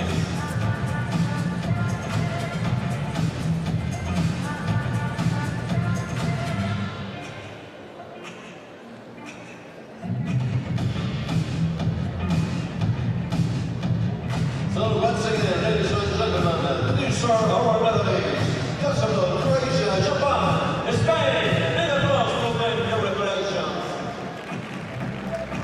Just looking at that fabulous photograph of all 4 medalists there. And no injuries to be seen, Amy. Nope, it's incredible to see, isn't it? Yep. It just is a testament to the skill of the athletes Yep. and the protection equipment that they use. Absolutely, it's precision, power, technique, everything's perfect. That's what, clean fights, that's what you want.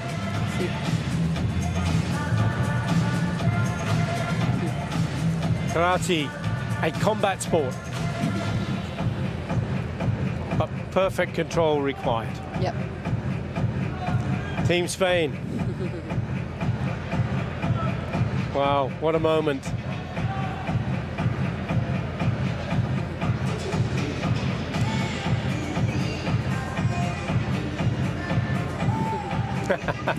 Be careful now. Brilliant. Don't hurt the president. He'll be partying Yep. along with his team for weeks to come. Brilliant. Incredible.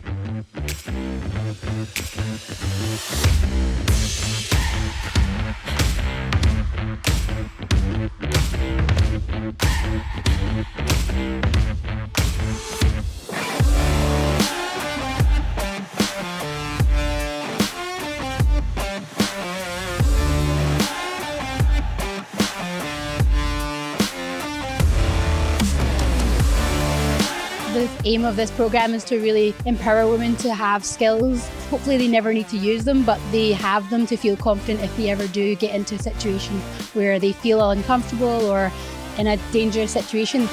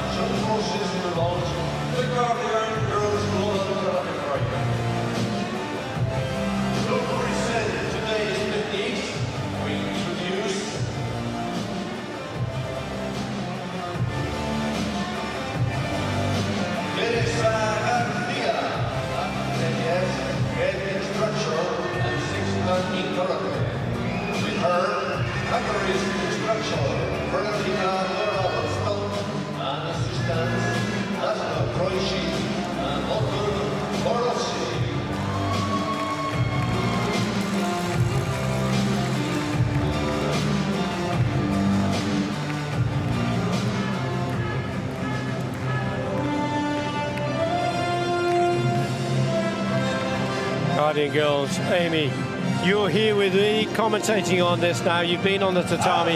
Yep.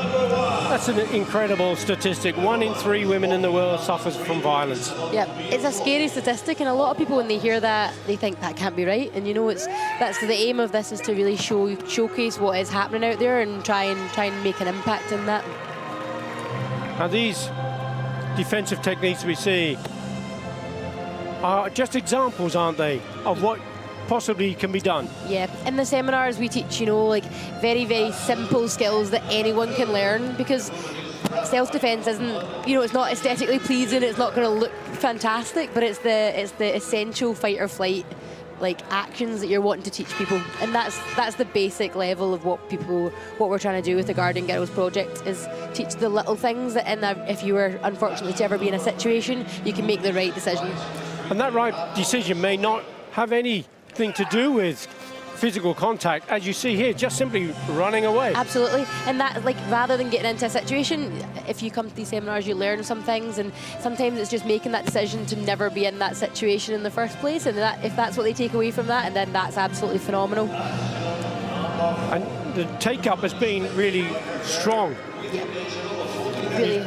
You see, these techniques that are being used, anybody could do these, couldn't they? Yeah, absolutely, and that's the aim of what you see here is just a little snippet, but the main seminars is to teach things that women can learn in an hour, go away and think, I could actually use that in a simple, effective way. And like you said, whether it's a simple block and move out, run away out of the situation, that's what they get taught, then that's phenomenal if they can use that if they're ever in the situation.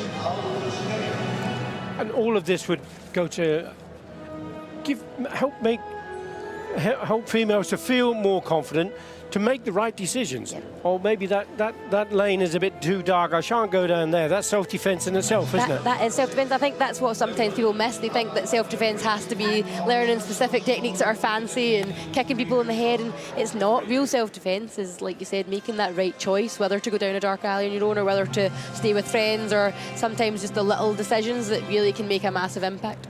But they're key decisions, aren't they? They really are, yeah. You know, it's being aware of your ability and your inability to deal with situations, and reading situations. Absolutely, yep, absolutely. And that's all adding to your potential to protect yourself. Yeah, absolutely.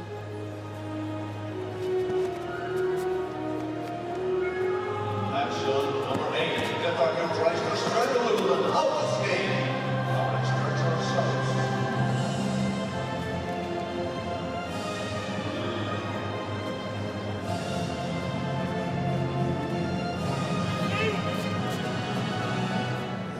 And the attacks often, the defenses here, attacking a vital point just to inflict a sudden reaction from your opponent to get yourself out of trouble. Yeah, and that's sometimes all it is. It's that one quick movement that gives you a split second to run away, and that's the safety. It's putting space between yourself and the person who is obviously the attacker. As we've seen, they're giving us a little bit of an insight into what you would see in the seminars, so great performance. So this is the World Karate Federation, the Koyamada International Foundation, and the United Nations Population Fund. I hope that you've enjoyed this demonstration of the Guardian Girls Global Karate Project, and that you appreciate karate's extraordinary contribution to building a better world. If you want to learn more about Guardian Girls Project, go to the World Karate Federation website, www.worldkarate.net. Yeah. We're excited to be taking this to all different countries for everyone who's part of the WKF, so if anybody is listening that wants to get involved, please don't hesitate to get in touch with us.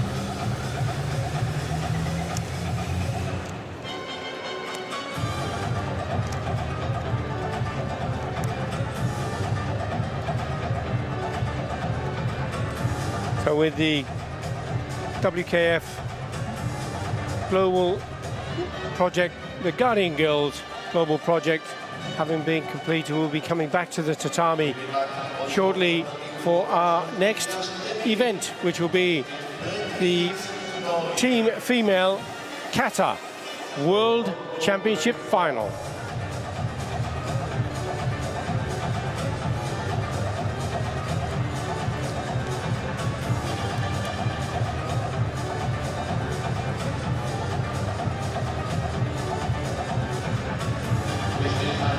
Finals, of course, and also some finals at the karate competition is developed. Plenty of first teams here at this National Sports Arena here in Budapest.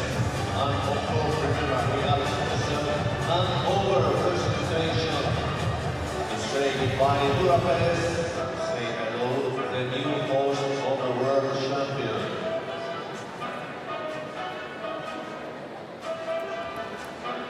And it seems we are ready. Female team Kata coming up next between Italy and Japan. Female team Kata, gold medal match on the way.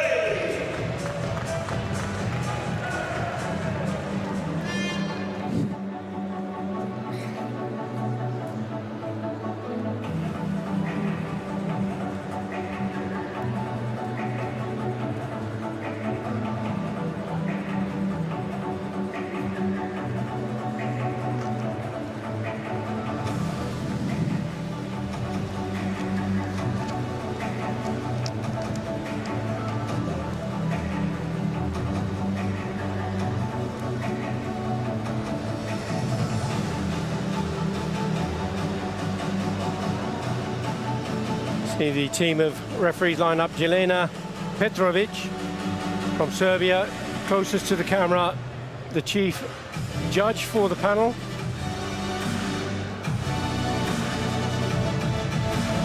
Introducing first, Kata, wearing red, bronze medal at the last World Championships in July, the current European champion, British football, Team Italy.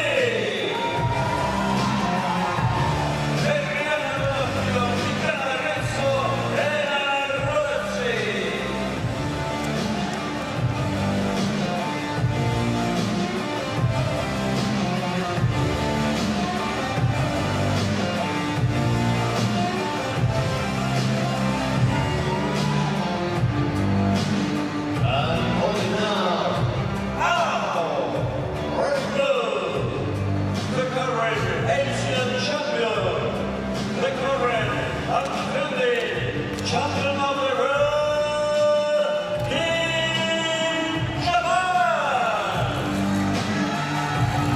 We're looking forward to a fabulous encounter between these two incredibly strong karate nations. Japan wearing the gold on their shoulders, signifying that they are indeed the current world champions, looking to retain their world title as the male team did successfully. Can they be replicated here with Team Japan, Amy? They won gold in 21, in 2018, 2016. This is their fourth consecutive world title. Wow, incredible.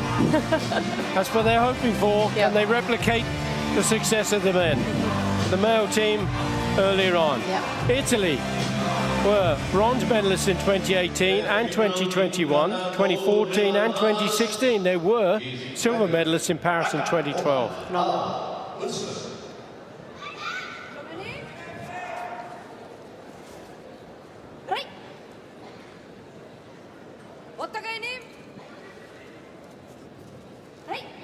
Formal bow before the teams will leave the tatami, and then Aka, or red, Team Italy will perform first. Gionafrio, Rizzo and Ravesi.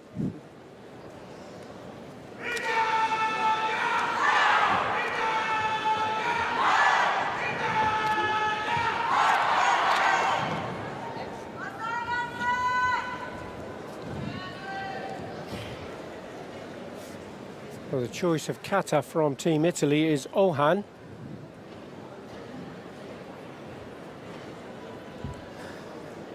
And your sister, Stephanie, Amy, was the Kata player between the two of you siblings, wasn't she? She was in the family, yep. She was here watching as well, somewhere in the crowd. I saw your father, your mother, Yep. Full family. the grandchildren, Uncle Tom Cobley and all was here. But we all love karate, what can you say? Well, exactly. Exactly, and I've no doubt they'll be watching on and listening intently to what you have to say.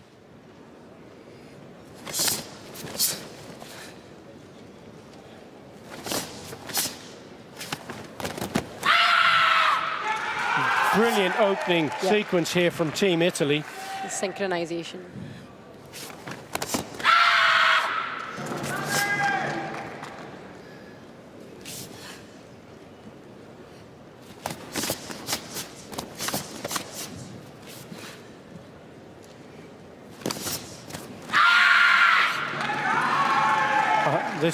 This is a really impressive performance from Team Italy. Synchronization, as you say, Amy, very good. Yep. Stances exactly the same. That's what you're looking for in the team, to see that they're moving as a single unit. Yep.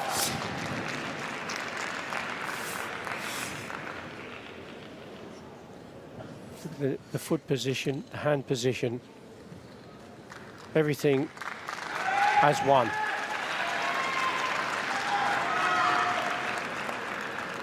Now for the bunkai, the meaning of the kata is expressed in the choreography that has been put together by Team Italy.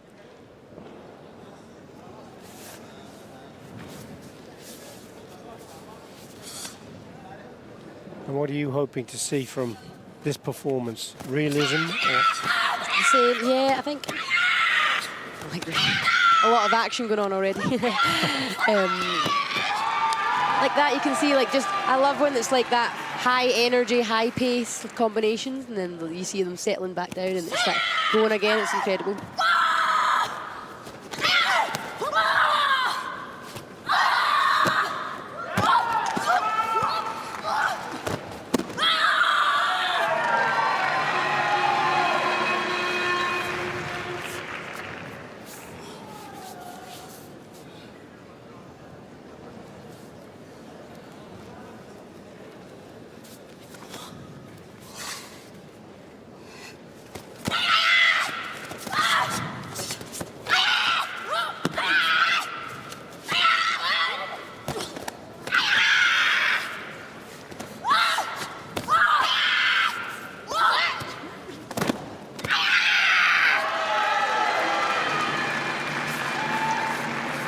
Over 100 million people around the world practice karate.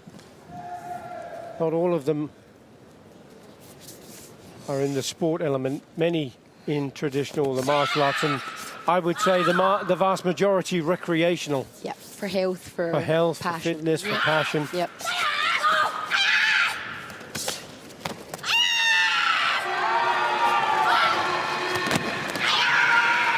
When we talk about empowerment for women. Yeah. Perfect example. Great example. The confidence the karate gives kids. I think even, like you said, young females that start karate, the confidence it gives you is unmatched. Self-confidence, self-esteem, Yep. oozing out of Team Italy in this performance. Brilliant bunkai.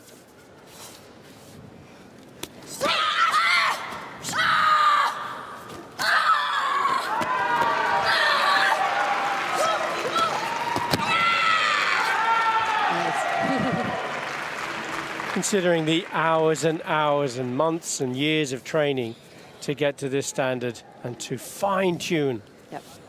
your performance.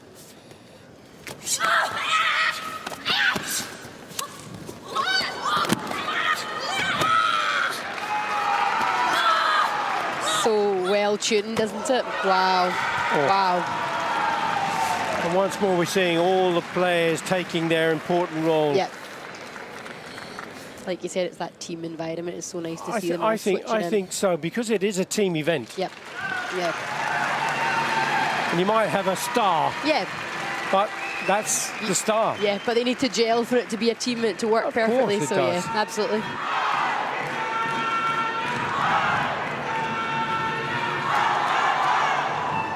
See the passion in, Yep. in the support here.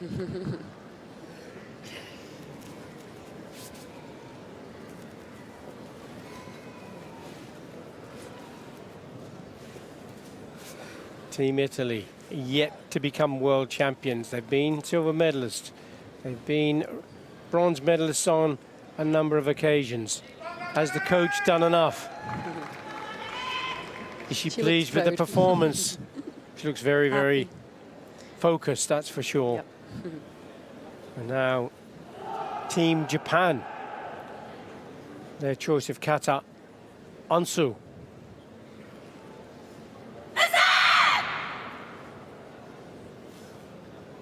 Same kata performed by the men's team.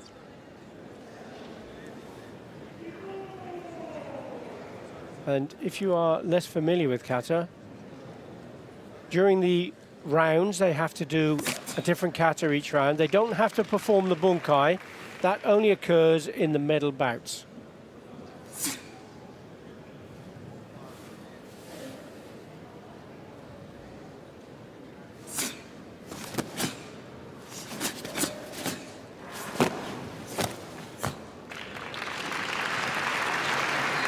Perfect triangle. Yep. Synchronization, excellent.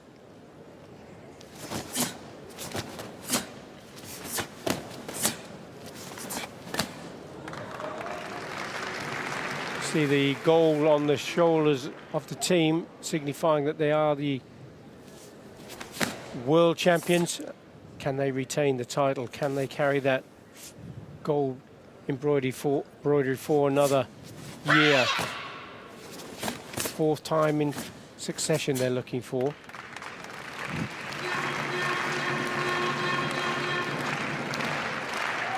Ishibashi, Mizukami and Taira plant the jumping turn with precision. Yep.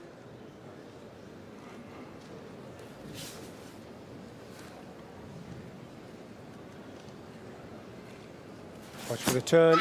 Big ki finish. Oh, wow, nice cat. Beautiful. Very, very good. And as we've said with the kata finals, if you're watching and you're forming opinion, you've two different katas to consider. Ohan from Italy, Shitoru style, and Ansu from Japan, different styles.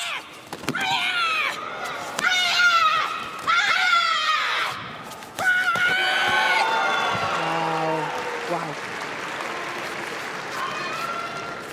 Now that looked as though it made a lot of contact, but I don't believe that to be the case. I'm glad it wasn't my chin, I have to say, but they're tough Impressive cookies. to watch, yeah.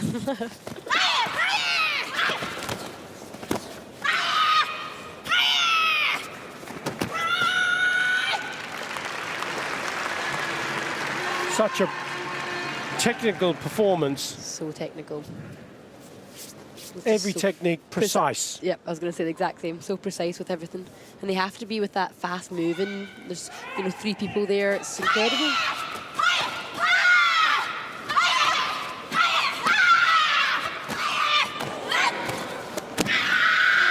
Wow. Yep. Astonishing. Tremendous athletes.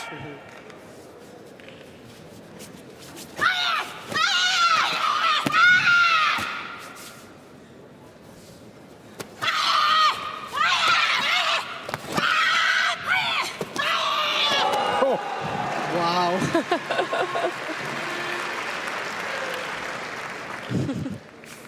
Sensational.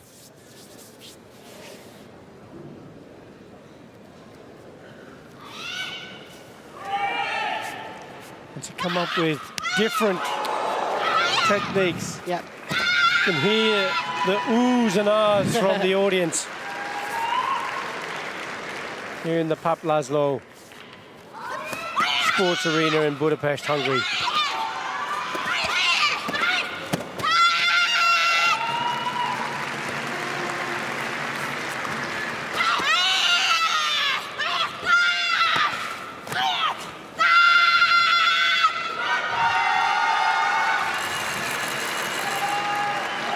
another team also using different players in different scenarios, making sure it is a complete team performance. Yep.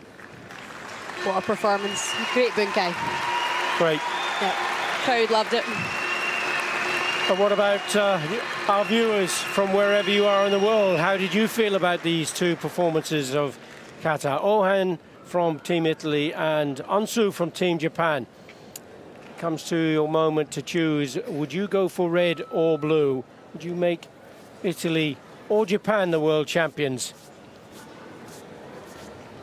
Just a moment, the chief judge will make their way to the other side of the tatami to announce the winner.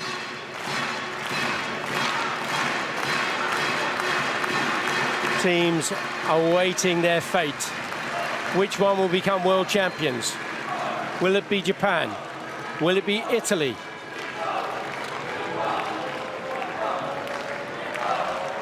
And it is Team Japan for the fourth consecutive time. 47.1, 44.3, convincing win for Team Japan. Wow, my brilliant performance yet again.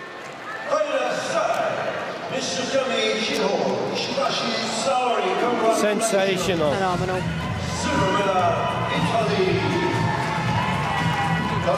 They are indeed a cut above the rest. Unreal. Unbelievable. Have to say. Wow. Oh, it means so much. Tremendous. Wow. Team Japan. And we have to remember, these are new members of teams. Yep. 4 times. That over an 8-year period, Yep. they've been world team champions. Wow. Different athletes coming through. Yep.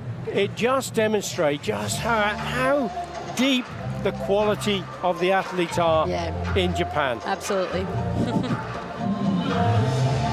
So that's male team, male, female, male and female world team kata champions for 8 consecutive years. Wow. Unreal, isn't it? Phenomenal.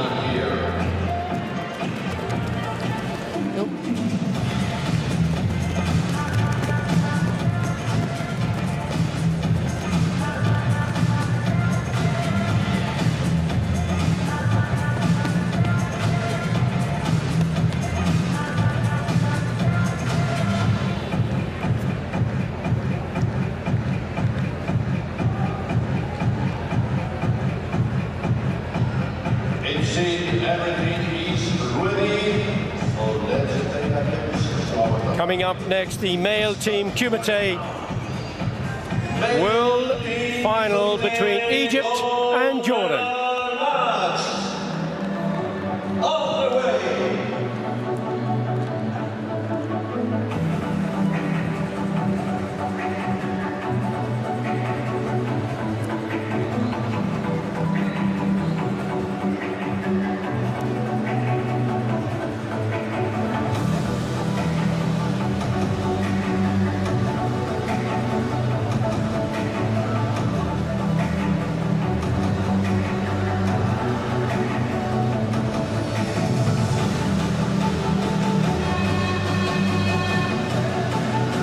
We're now going to get ready for the male team, Kumite.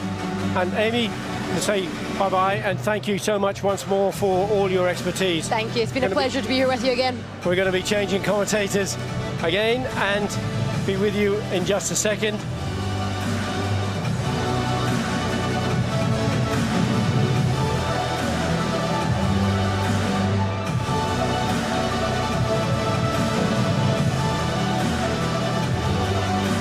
Our teams are getting ready to just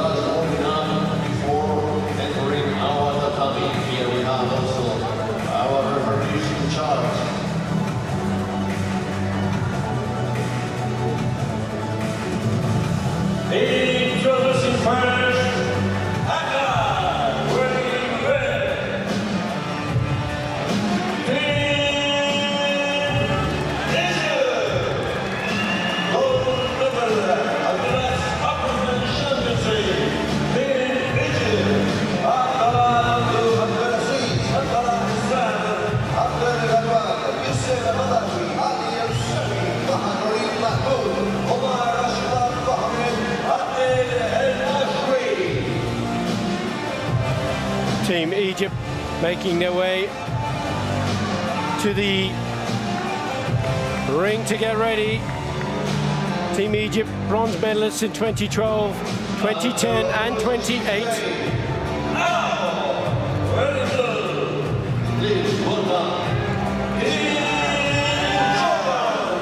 Team Jordan, never been in a world final before, never taken a world medal before in men's Team Kumite. New ground for Team Jordan.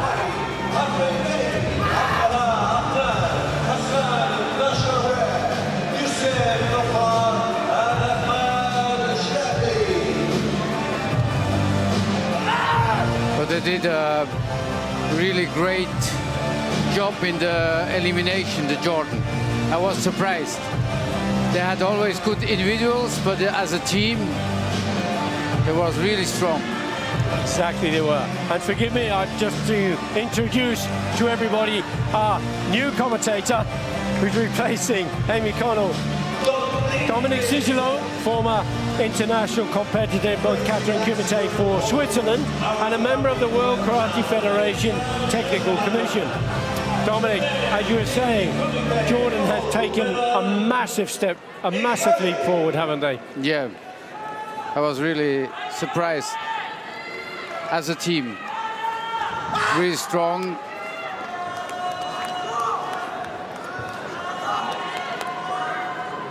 Now, as soon as we get the fighting order, we'll be able to give you that.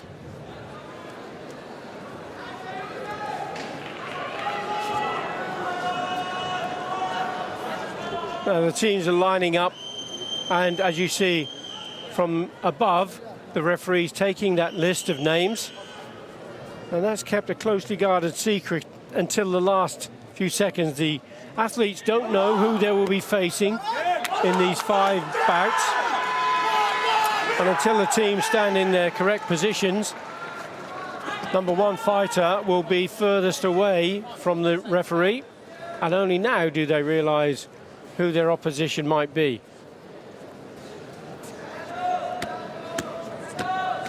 And the coaches on the end in the suits will be in the boxes and not on the tatami as they take their formal bow. Very sportsmanlike, saying hi, best of luck, but please don't beat me. I guess that's the honesty that's going through people's mind. I hope I win. I hope we win and become world champions. Yeah, they are neighbors, nearly neighbors, so they know each other very well, I think. They've never met each other in a final at the world level before. That's a first. A fifth, yeah, on the first bout.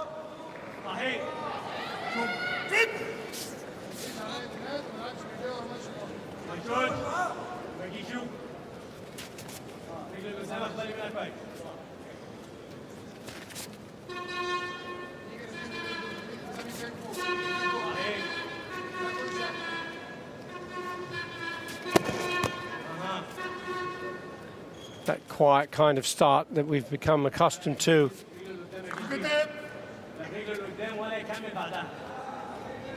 In this case, I don't know why they say Sugite, because they already start pushing, pulling.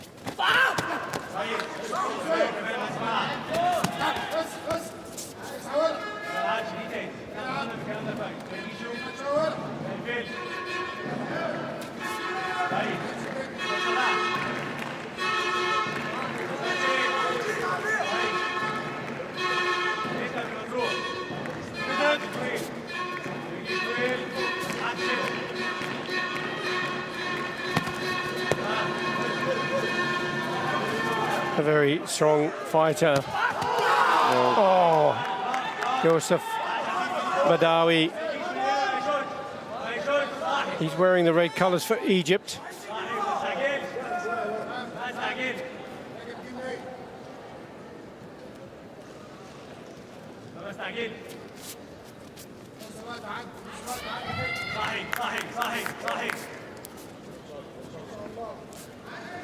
This first bout in the match, Dominic, is so important, isn't it?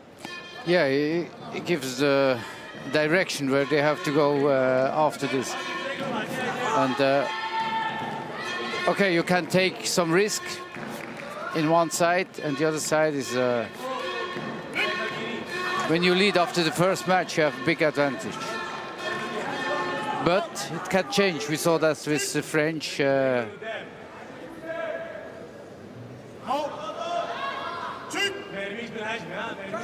the bronze match.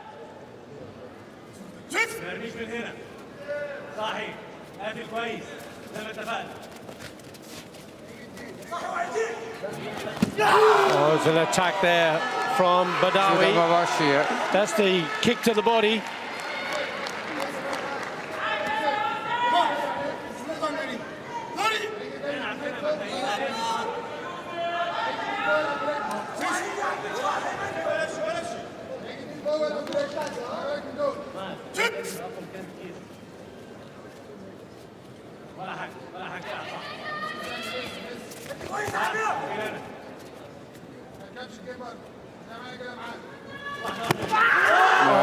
Sensational attempt there. Didn't come off, didn't get the flags.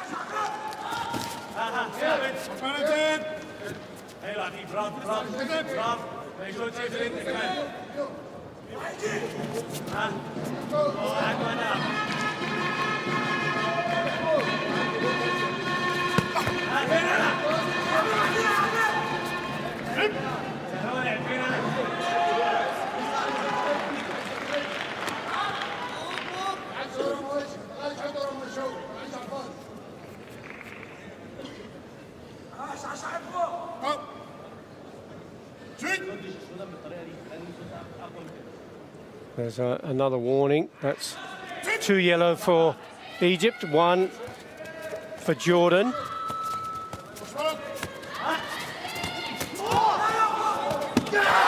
Again, oh, now, there were 2 techniques there. Yeah. The roundhouse kick to the body, then there was another to the head.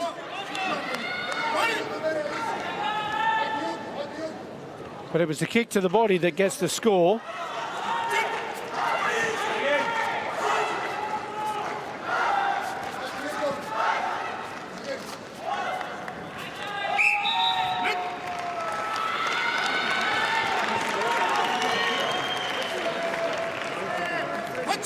It's Kata who takes the first win.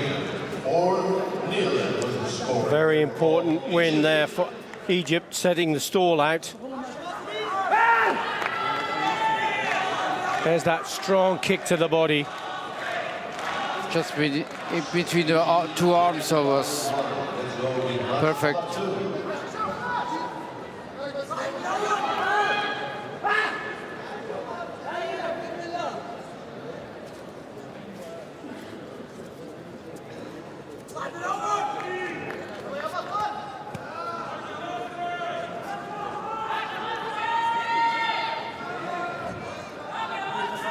Out number 2, the referee just checking to see if the injury, just to make sure that he knows that there's an injury there. Out number 2 for Egypt, Ahmed El Masri, and number 2 for Jordan is Mohammad El Jafari.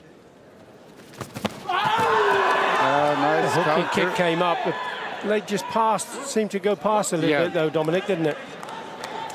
But you see, the fight before also, this one, they are very good kickers. Incredibly good kickers.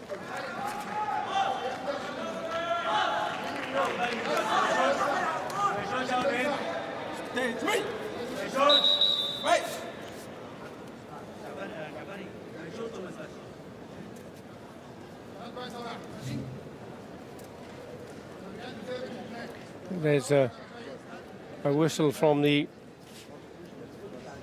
match controller, calling the referee across.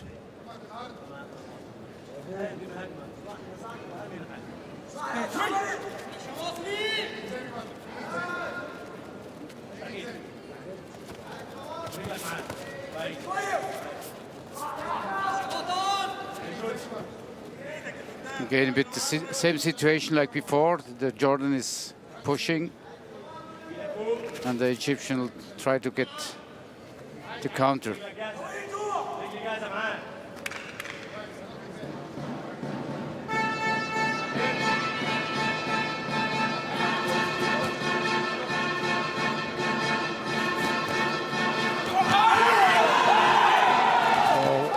Nearly came off of that. Yeah, nearly came off of that Achibarai, the foot sweep.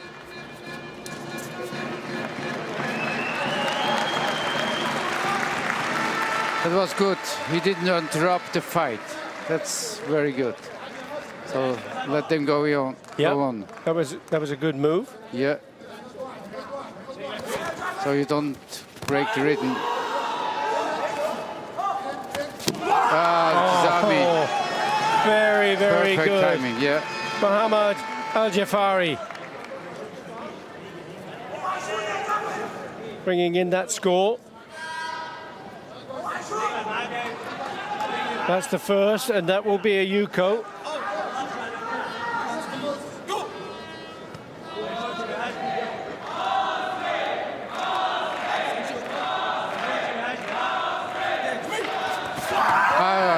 Good Yokogiri. Again. Perfect. That's another 2-point score.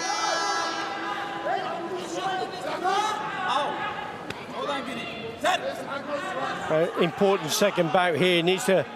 He wants to be able to take a win here and keep his team well and truly in contention. A hooking kick there nearly came off. Spinning around left, right, and centre here on the tatami.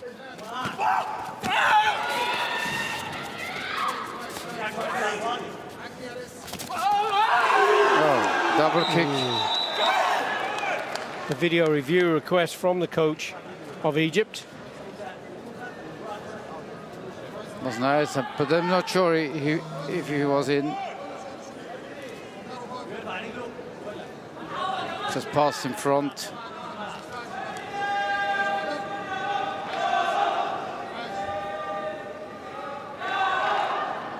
Yeah, it didn't reach the target, did it? No.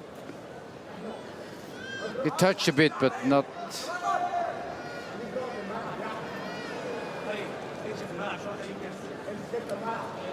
Not enough for a score. No.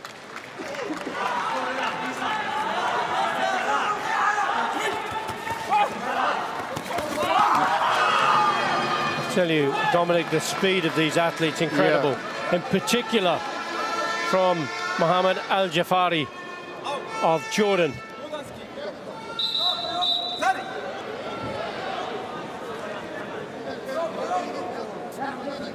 By 2 points, something. Another 2 points from the judges. Now that Wasari. It was a Yuko, was not a Wasari, that's why. So, yeah, the scoreboard says 2 points, but it was a 1-point score. Yep.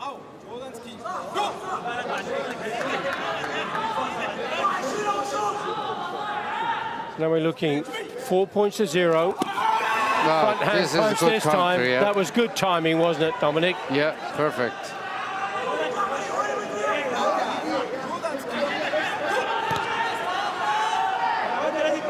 Ahmed El Masri clawing back one of the points in the second bout. 54 seconds still to go. Nice The sweep. leg sweep. Couldn't quite follow up. Well, Yeah. It was too late. yeah, Mohamed Al-Jafari managed to get himself out of trouble there.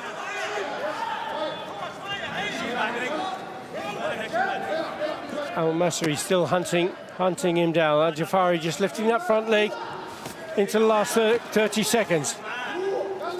And Masri definitely wants to keep that pressure on. Yeah, he stepped out of the tatami with the chogai.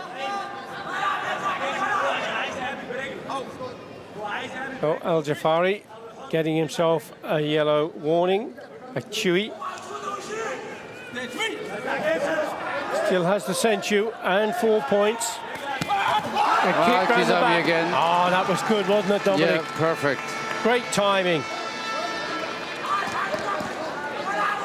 The kick came in from El Masri, but Al Jafari just met him with that front punch again. Another 1 point score. 5 points to 1 he leads in this second bout. Looking good for a win, coming into the last 15 seconds. We're in the red zone with the timing.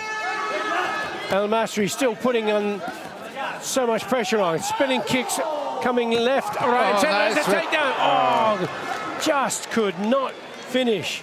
Great sweep though. Yeah, perfect.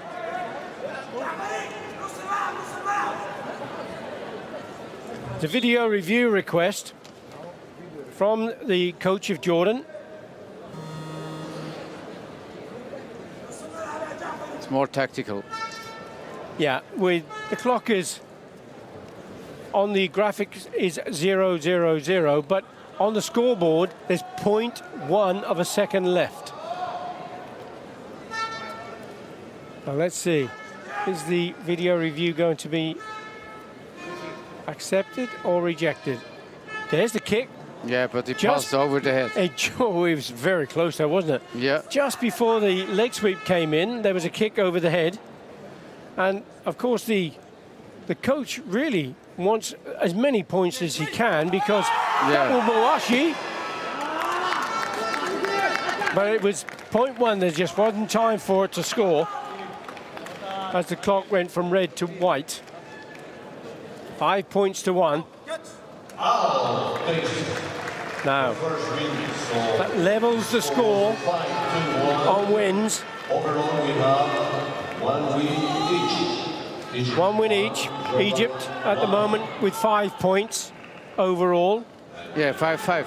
And it's 5 points also. So it's equal. Everything's equal at the moment.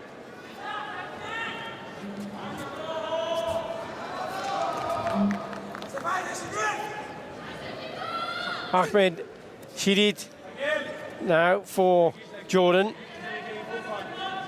Fighting number 3.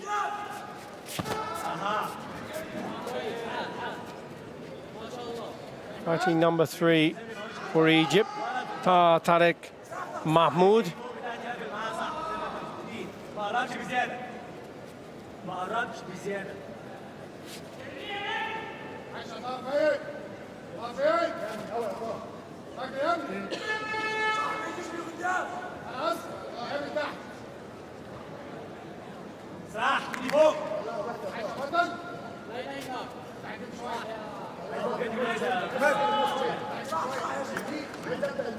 In my opinion, they don't need to stop in this case. Because they're pulling, they're pushing, they're... Yeah, there's still this psychological battle going on, isn't there? It's not... they're looking for an opening. Yeah.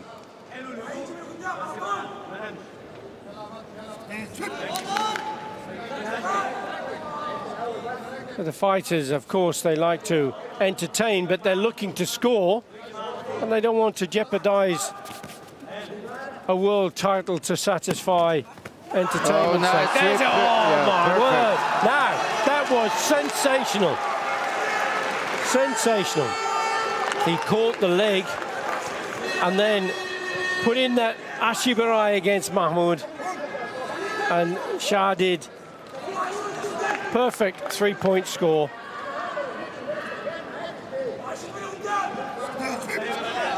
And he'll take the century. Oh. Good response there. Yeah. From Mahmoud.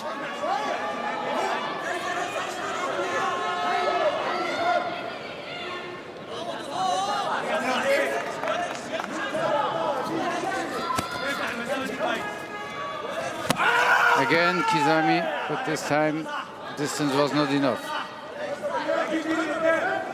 Mahmoud for Egypt in red, probing, pushing.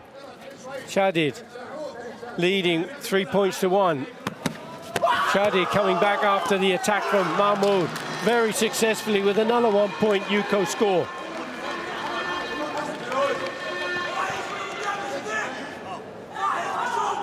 That's why it's so important to, after one attack, don't stay in the line. You have to go out or do something.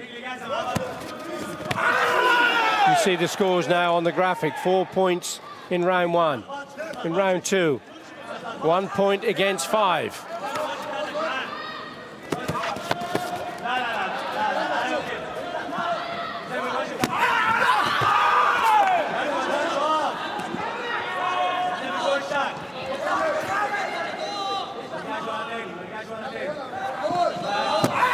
Front hand punch there again, but from Mahmoud.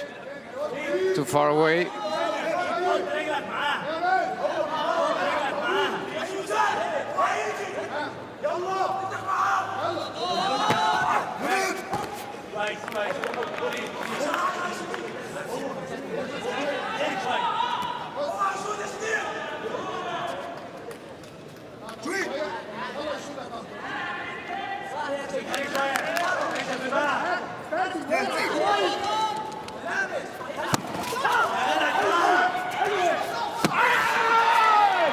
This time, Yeah. distance was good. No problem with that. Brings it in a bit closer. 4 points to 2, the score so far. The century still remaining in favour of Jordan. Ahmed Shadid.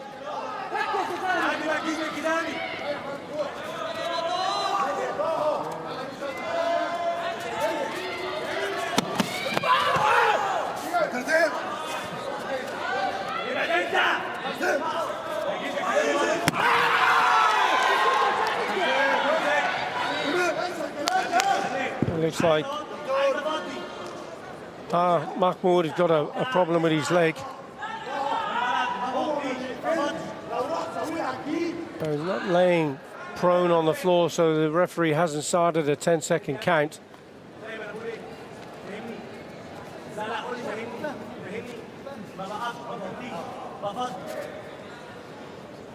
May have twisted his knee.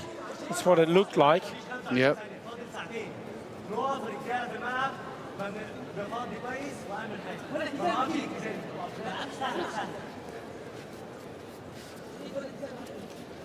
Here's what happened. He's moved back. See that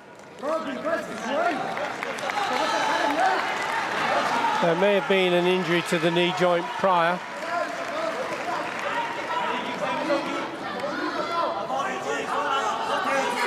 Get back into it. Still 24 seconds. Roundhouse kick to the back there. Came out of Shadi, and it was a fantastic Chudan Mawashi, that roundhouse kick to the back. That's another 2 points on the board for Jordan. 20 seconds to go.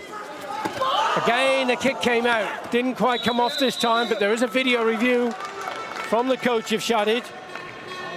Now that kick was really fast. It seemed to have gone in under the arm, but whether it was powerful enough and met the target properly, we'll have to have a look at the video review. Now watch for the kick. There was the kick.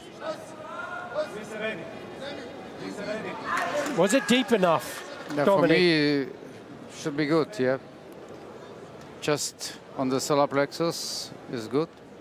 No, that could be a score. Yeah, because he didn't block properly. It went in under the arm, and it is a 2-point score. Great call from the coach.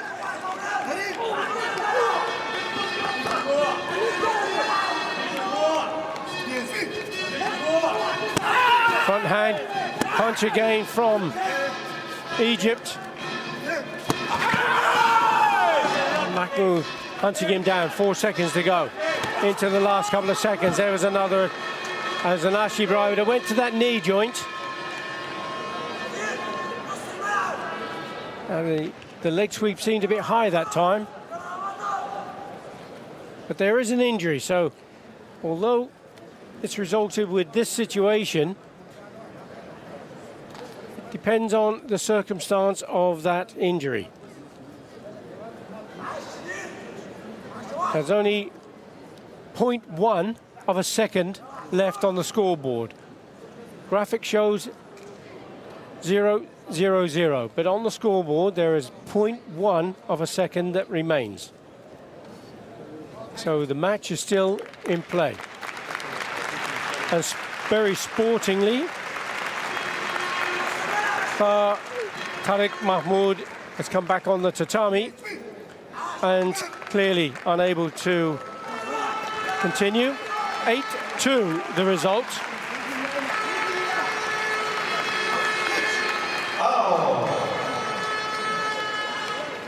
Jordan takes another win.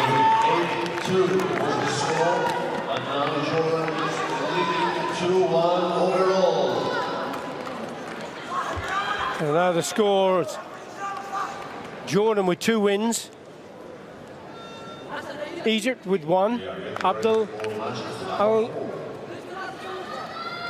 Gawad, Abdallah Abdel Gawad is up against Masarawi, Hassan Masarawi. Oh, there's a kick coming out off the back leg there from Abdel Gawad.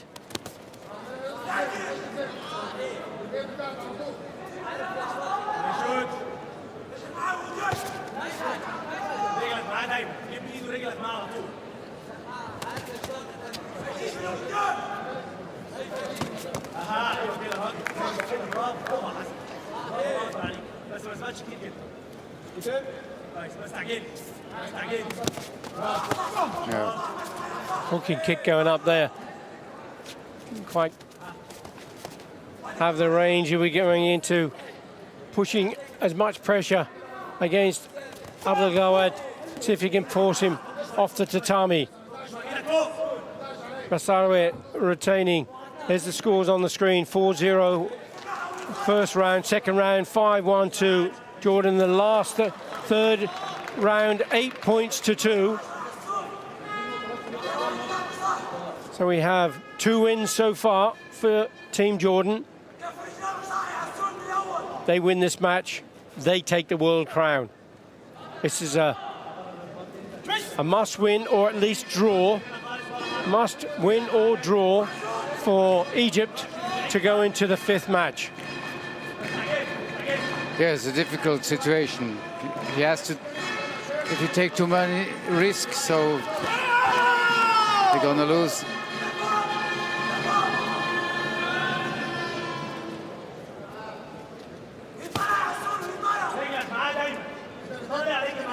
Abdallah Abdel Gawad in red for Egypt. But in my opinion, the Egyptian, he should do more. I think he has to. 1 minute 16 seconds. Yeah, if he's looking for a draw.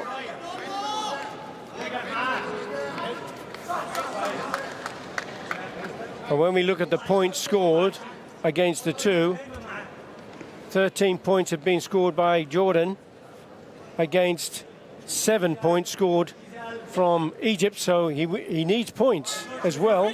Yeah.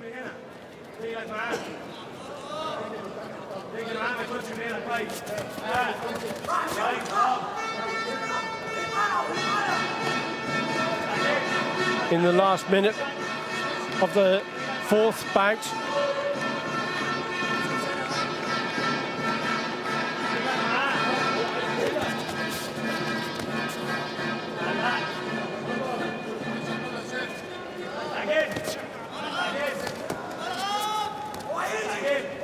Abdel Gawad is just sitting back too much in the last 30 seconds. I know he could go for a draw, but he does have to consider the points as well. He stepped off the tatami there. Yeah, means in the last match, Egyptian need to score at least 6 points. Exactly. Or more than the other one. Yeah. Yes. In this case, if Yes. there is a 0-0. Because it's not a matter of just drawing. The last match has to be won by Egypt, and it has to be won with sufficient points to overcome the lead that is currently with Jordan. So Abdel Gawad may have been given an instruction to at least draw. But he stepped off the tatami again with just 2 seconds to go. That's his last opportunity. If he steps off again, he'll lose the match and the world title for Egypt. 2 seconds on the clock. Pressure being put forward from Marsarawi. So his goal was clear, make a draw.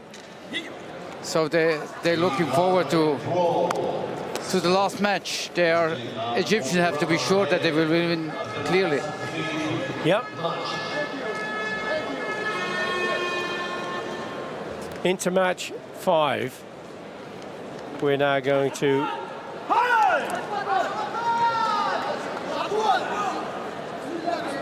the last of the match. Hamad Abdallah.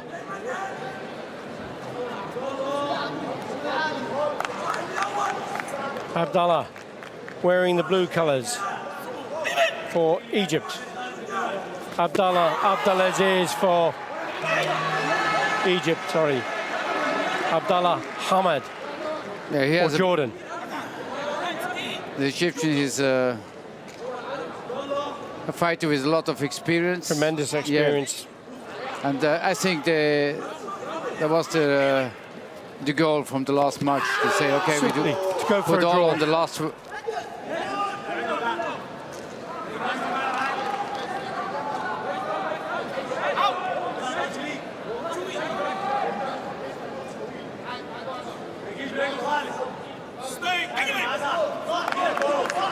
So as it stands, the scores here, you can see round 1, 4-0 for Egypt, round 2, 5-1 for Jordan, round 3, 2-8. Jordan takes that bout.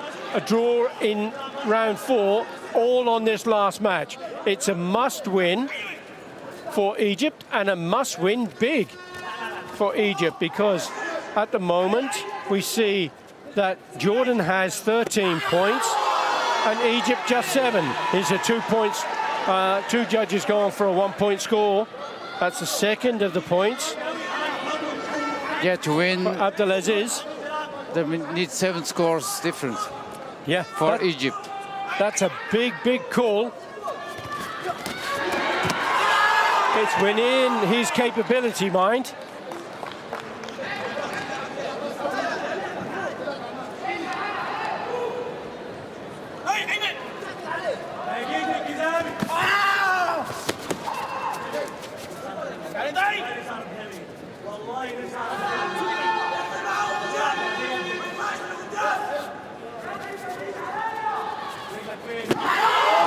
That was fast. Both of them. Body punch slipping through. The head punch just passing the face.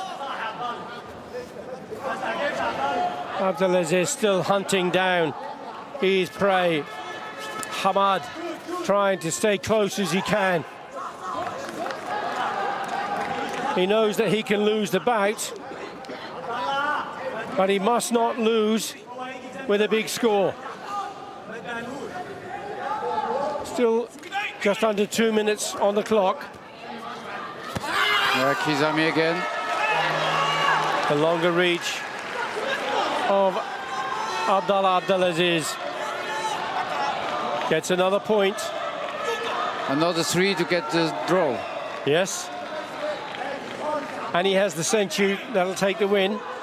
Of course, that adds, but it doesn't add to his score tally.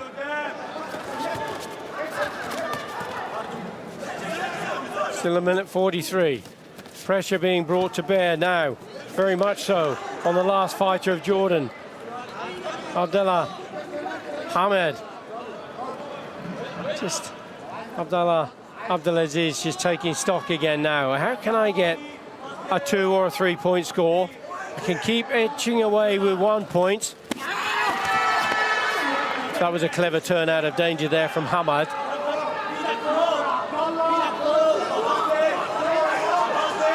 Coming into the last minute of the World Male Team Final.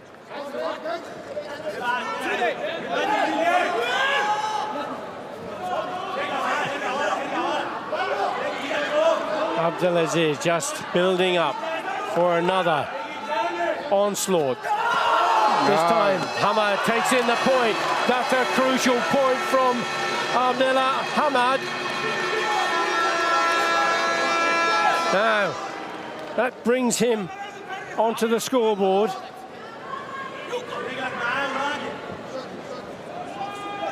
14 to 10. Ball building. But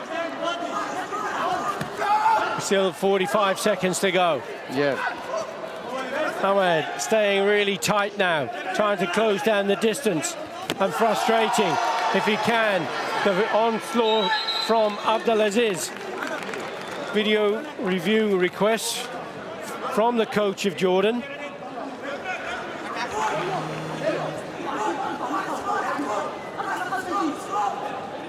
Last match, Jordan leading with 2 wins against 1, and points overall scored, Jordan 14 and Egypt 10.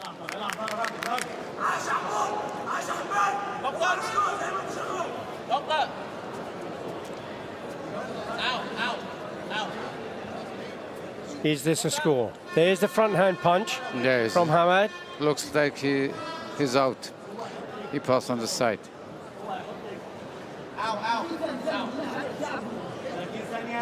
Well, Abdelaziz just having a bit of attention from the doctors. Ahmed looking back at the coach. And the coach is waiting the outcome of the video review request.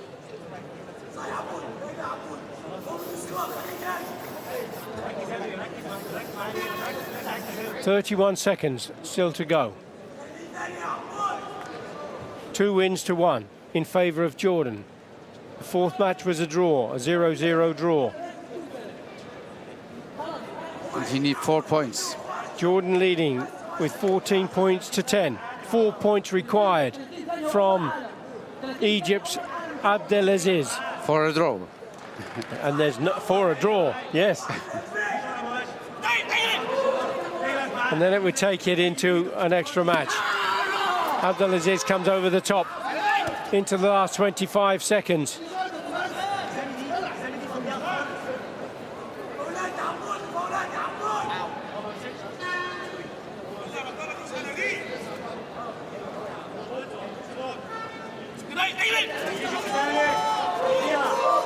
Abdelaziz forcing himself forward. Goes over right.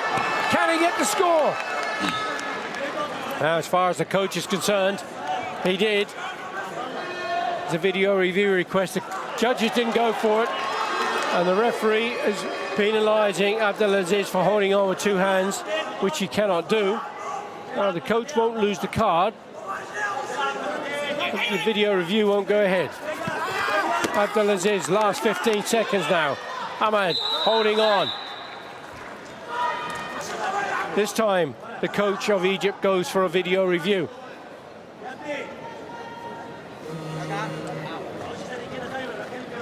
We have 11 seconds still to go. The scores overall 14-10. Egypt needs 4 points to level the scores 14 all and take the win.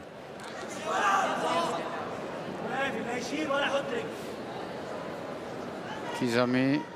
Now, did the kick?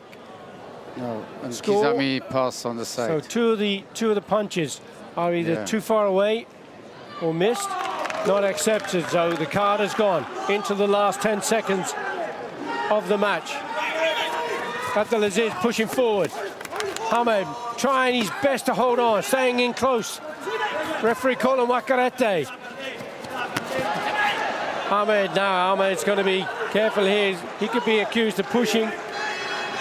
Abdelaziz, as we're coming close to the end of the bout, 1 second still on the clock. And it is Ahmed who's going to get penalised, Hamtok Hachui, for pushing. 1 second on the clock. Abdelaziz unable to take the score, and it remains 3 points to 1. He did take the win. But on count back, referee just stopping the match, getting the players off the tatami. But with 3 points to 1, it will finish 14 points for Jordan, 10 points for Egypt. Such a tight bout. And overall, the world title, for the first time ever, goes to Team Jordan. Yeah, surprise. It's a surprise, but at the same time, when you saw the fights before, they had a really good World Championship this year. It's been incredible. Jordan was really strong. Yeah. And the tactics were very cleverly played, weren't they? And perhaps the pressure. Oh, okay, the fourth bout was a draw, but it was too negative, wasn't it, from Egypt, that fourth? Just to accept the draw and put so much pressure on the last fighter. The score was just too huge, wasn't it? Yeah, everything was. They put all the hope in the last fighter, and they was maybe sure to win clearly. And Hamad's brief was to frustrate and not to lose big. And not to lose it with a big score. So the tactics from the coaches, and the coach on Jordan was particularly good. But if there's 1-2 points, okay, but 6 points, it's a lot. Yeah. So the pressure was too high, and he was not in a good condition. He wasn't. No, he was carrying injury. Yeah. Wasn't able to get a big score. I mean, if he'd have come out with 3 points early on, perhaps, that would have given him a great deal more hope. But it's not to be. Egypt, bronze medalists on 3 occasions, have never taken a silver medal in the World Championships. They have today. Yeah. But the big one, the world title, goes to Team Jordan.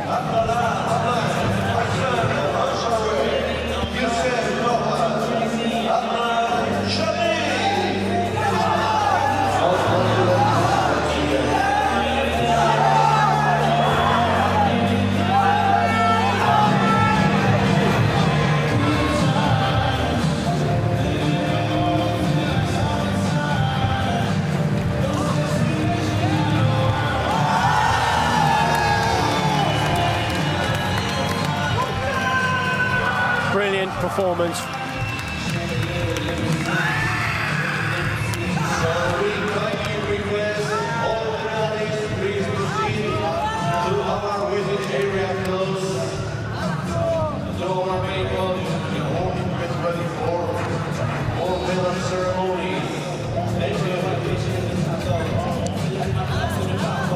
Celebrations all around. Commiserations. Looking after each other. Neighbours, Jordan and Ipswich, and Jordan and Egypt. Kicks going into the body.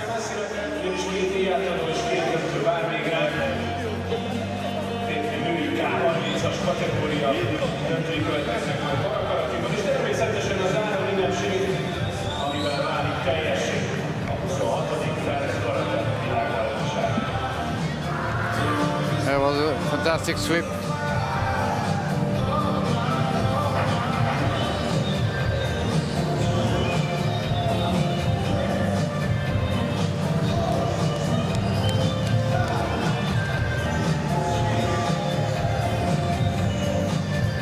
What a tremendous result for Team Jordan.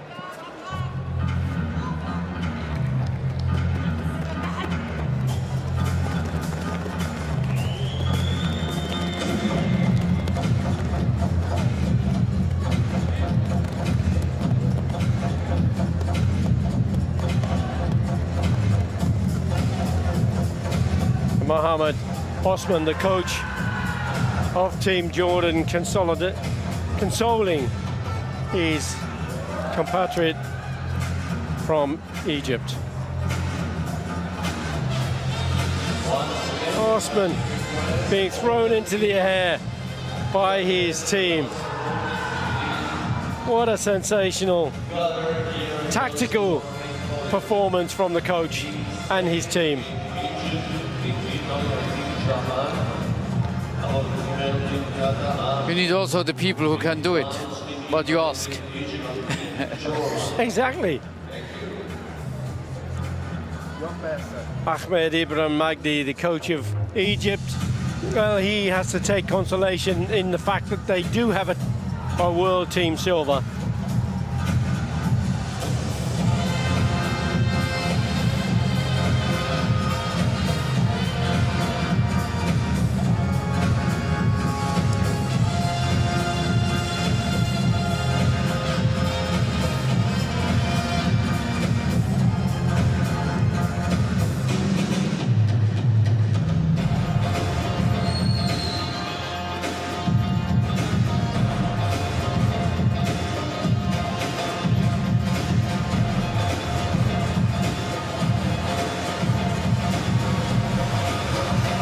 Medal award ceremony will be happening in just a few moments.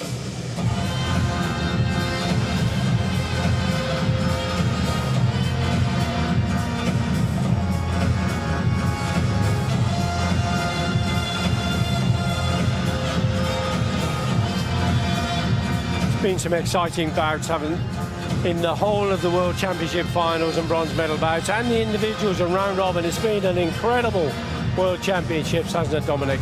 Yeah, we saw really athletics fights, not only tactical ones, and a lot of sweep kicks, and yeah, that was great. I think also the system helped much more to score more score and to have more attractive. Now the medal ceremony for the female team Kata.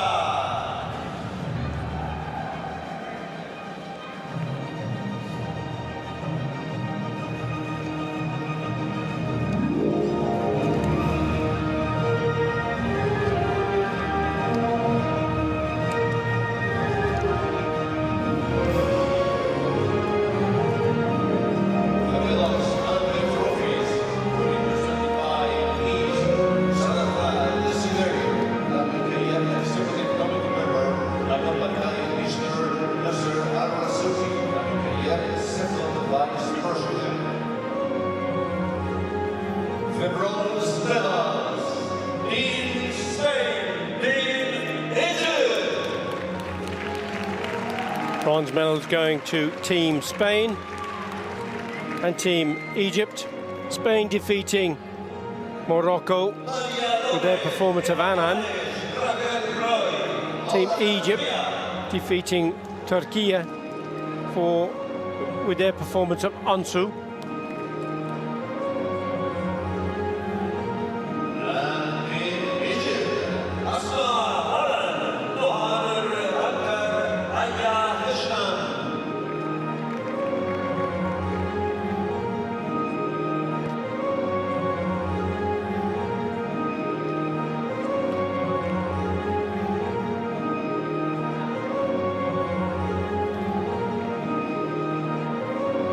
Team Egypt, Alam, Antar and Hisham. Team Spain, Garcia, Lozano, Lopez, Pintado, Morales, Ozunwa.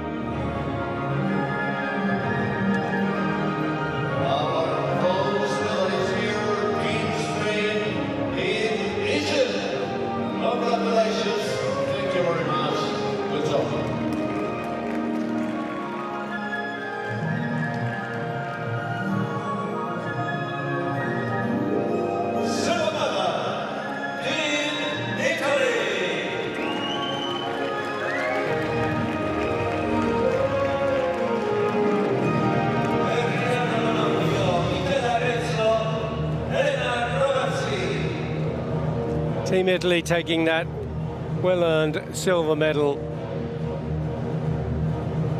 adding to the collection they've had with bronze medals in 2018, 2021, 2016, 2014. This is the second time they've won a silver medal, but this year it's really special. It takes them into the World Team Championships to be held in Pamplona in Spain next year. All 4 medalists in the team event get a guaranteed position next year in Pamplona.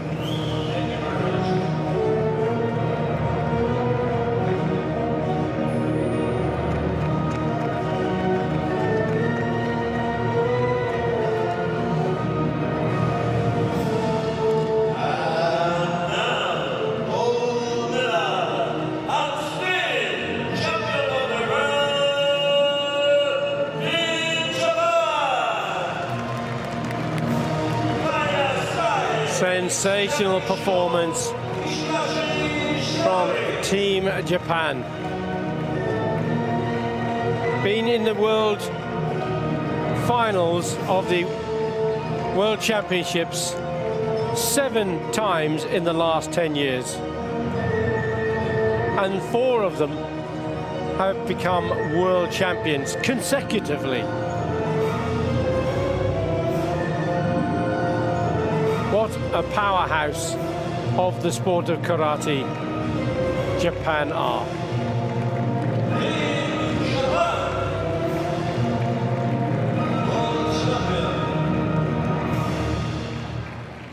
And now, ladies and gentlemen, international athlete of Japan.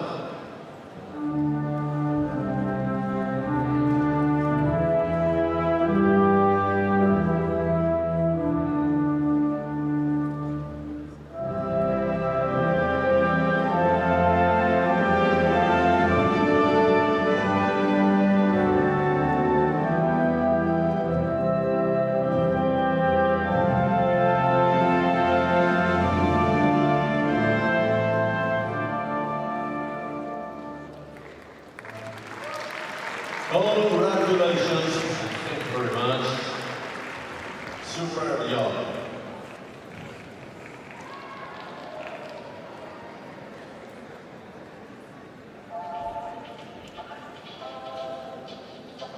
Here we have our lovely family picture. All the ladies together with the main authorities.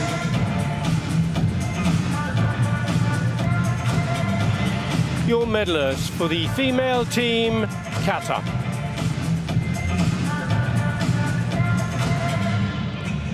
Ladies and gentlemen, these are our medalists here in this category female in Kata, Spain, Egypt, Italy, Japan.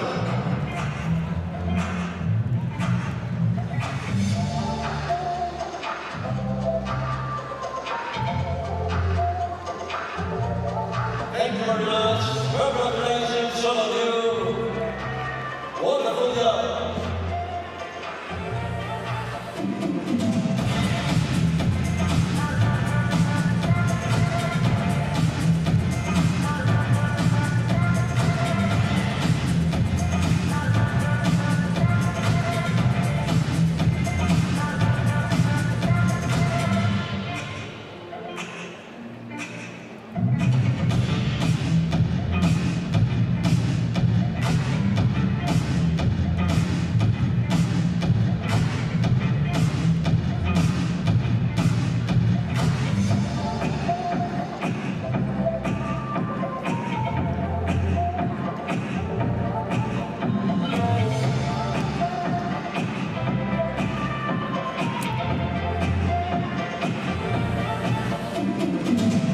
Getting ready for our next medal ceremony, coming up shortly, which will be the male team Kumite.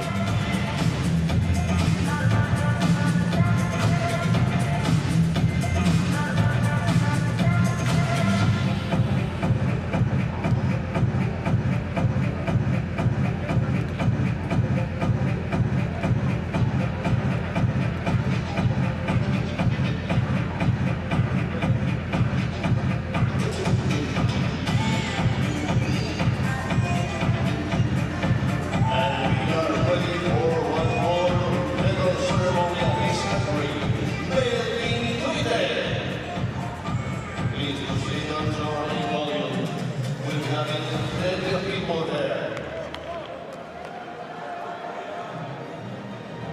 male team Kumite.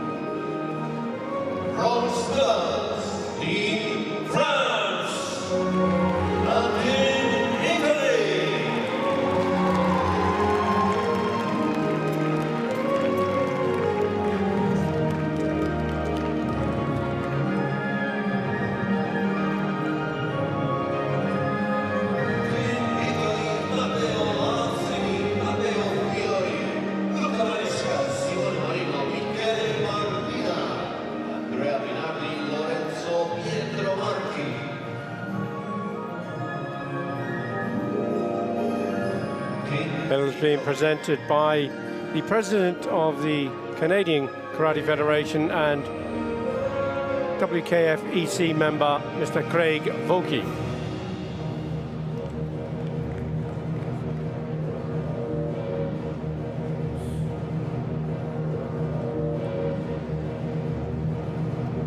Mr. Volke is also the General Secretary of the Commonwealth Karate Federation.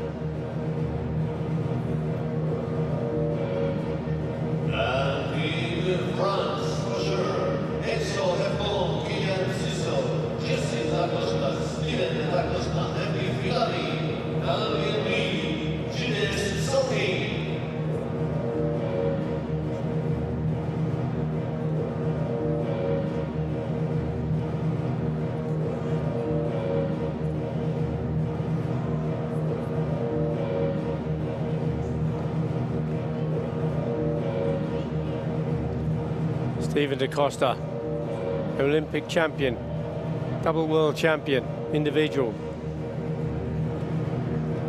World team bronze medalist now.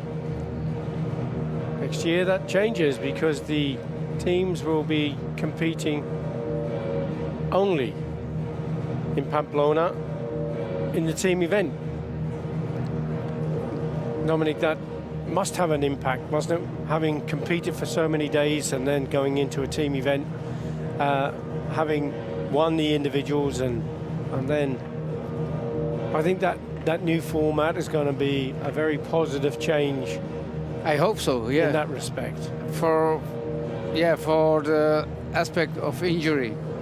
Yes. You know, before we had the team for beginning.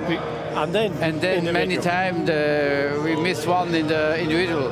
Now we have the individual first and the team, but still they had the team before the finals. And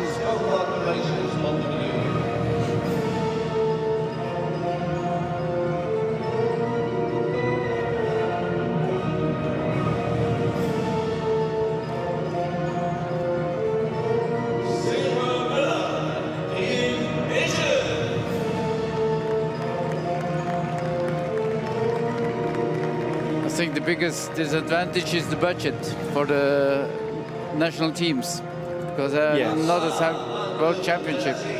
And also the need to qualify as a team. Yeah. Whereas if you're a member of the WKF, for these championships, you have the right to send your athletes, one per category. That won't be the case in the individuals in the future. They'll have to qualify through either ranking or winning a world individual title. That's going to be tough for a lot of countries, Dominic, isn't it? Yeah, I think so, yeah. So the World Championship starts in January for the next time. Yeah.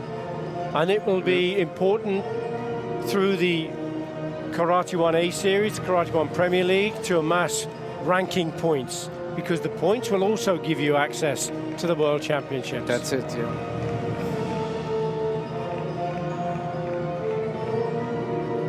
Ceremonies Team Asia. Congratulations.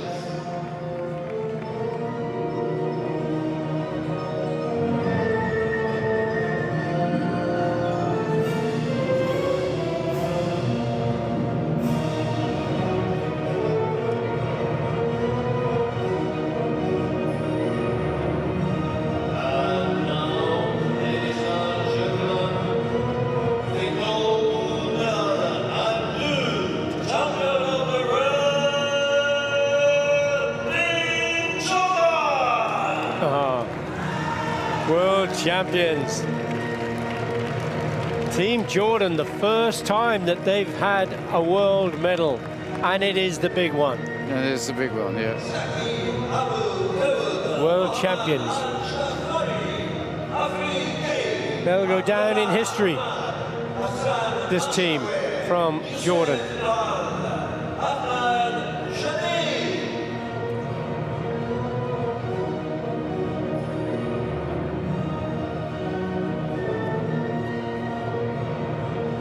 It's maybe a surprise as a team, but since many years they really have good fighters in different individual fighters, and now they brought it together in the team. So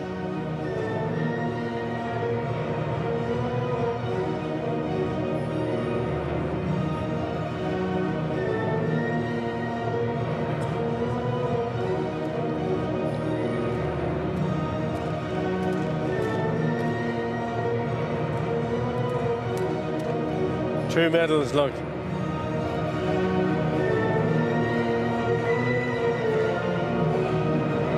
And the world title.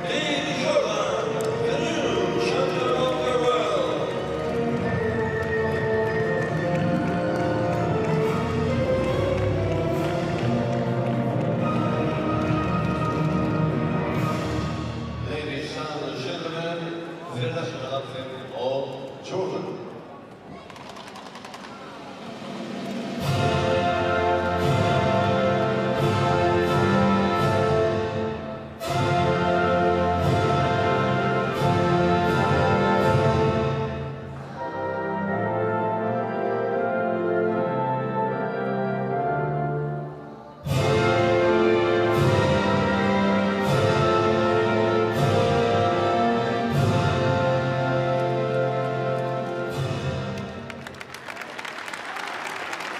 Thank you very much. Congratulations. This is going to be a great picture.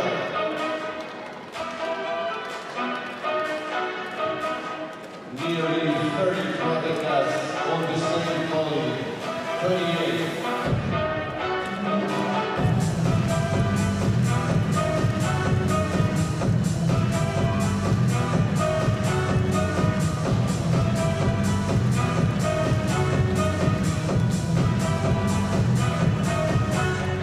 Your medalists for the male team, Kumite. This is our podium medalist category, male team Kumite. Bronze, Italy, Egypt, Jordan. Congratulations, all of you. Very well done.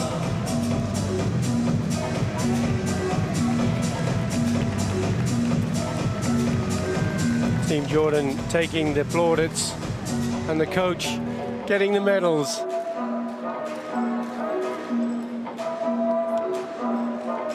Coach Osman Ahmed has the medals of his whole team, and number one, they're saying, you're the man. You're the one who brought it home. Excellent. they know his work he did for the team, and it's always, or you criticize your coach, or you believe him, and you can go very far.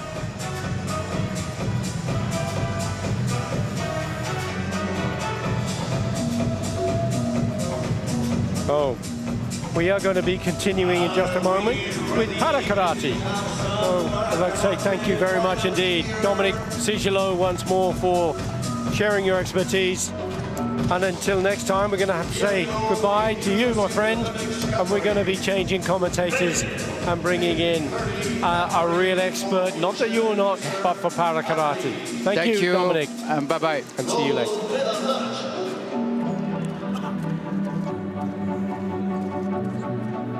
Now, in para karate, we've had the intellectually impaired categories, we've had the blind and visually impaired categories, and now it is time for wheelchair users.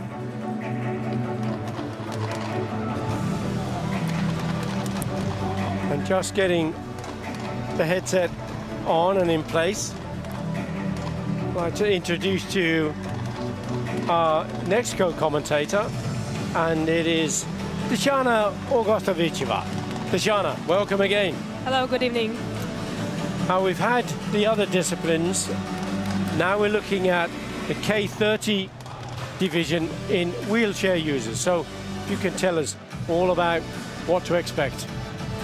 So we will see physically impaired athletes performing the same kata as able-bodied athletes, but using wheelchair. So we will not see the deep stances or transitions from stance to stance, but they will perform it using wheelchairs, and they will handle the chair very fast, and you will see some jumps with wheelchair and maybe some pirouettes. You can see here the gold on the shoulders of the athlete are waiting to come on to the tatami in the male division. And that is the current world champion in the division. Now tell us, the chairs, are they special chairs, or can they be any wheelchair?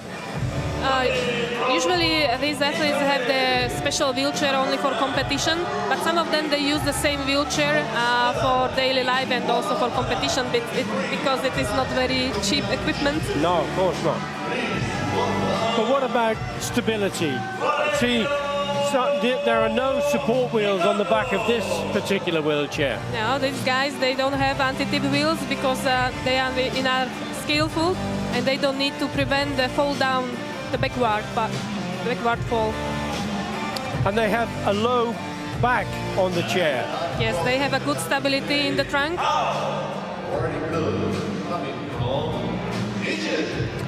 And this athlete coming out now has support on the lower legs. So does that is there any difference in the reasons for this? Yes, it's a leg strap and it fixes the legs to the wheelchair, because if there is no sensation, the leg can go out from the wheelchair because of eccentric power during the rotation. And for some of them, it's a help to do the punch or the movement faster. So here we see Abdul Naga Abdelaziz from Egypt, the world champion.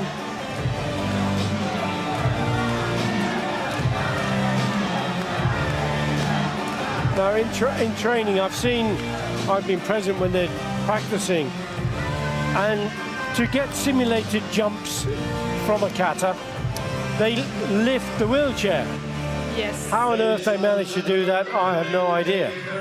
They have to have strong muscles from upper body, but also athletes with spinal cord injury are able to do it, and it depends on the technique, how they do it, when to move the wheelchair from the floor. So their skill in manipulating the chair, controlling the chair, yes, exactly, is all important in this particular division. The same as transitions in normal stances. So we are using also extra score for this category. And how is that evaluated? This is evaluated during classification session. Referees, they don't know, so they only evaluate the performance. Valerio Di Coco, he has 0.3, and Abdul Naga Abdelaziz, 0. So 0.3 gives you a higher chance of winning. Yes. So the guy from Egypt has to be much better.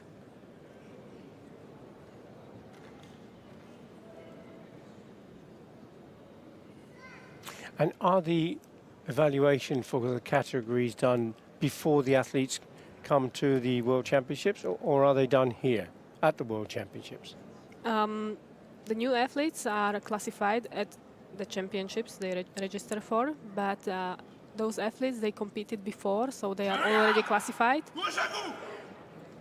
and no other classification is needed. And the choice of Kata for the Italian athlete, Valerio De Coco, is Chatnara Kushanku.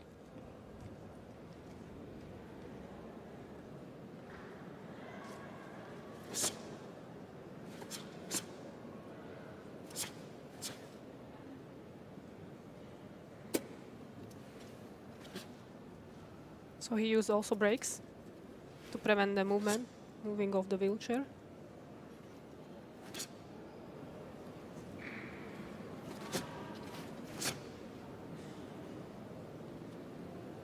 So it was like a neck wash that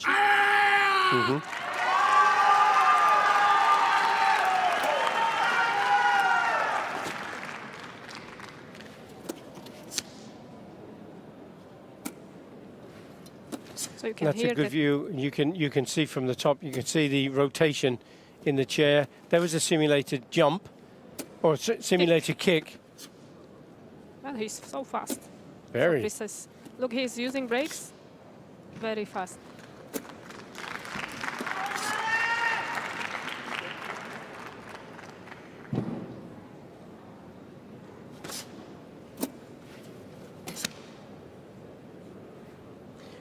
And he makes it look so easy to lift the chair, lift the wheel onto the back of the wheel. If it were me, I'd be completely over the chair and and rolling down the hill. But that is unbelievable. How he can just simply lift the chair to do that simulated kick. We will see also the jump.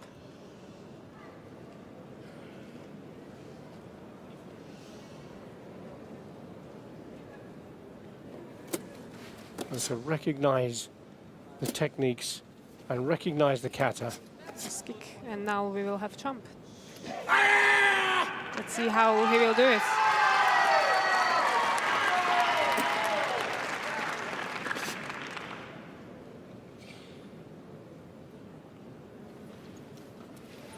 Yes, pirouette and jump. I mean, the bottom of the wheel must have been 15 centimeters off the tatami. Yes.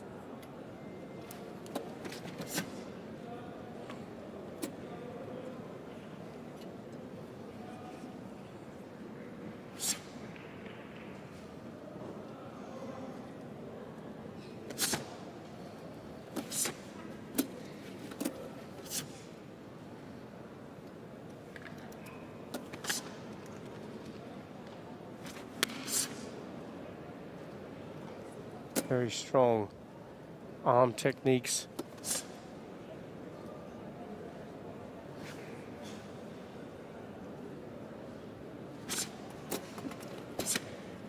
And training for the athletes is really quite rigorous, isn't it? They have to put as much effort into the training to get ready for the championships as able-bodied athletes. Most of them, they have also strength and conditioning coach and physiotherapist.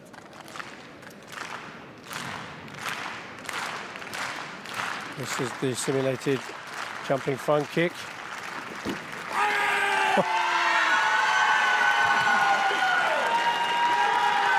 Very impressive performance there by Valerio Di Cocho.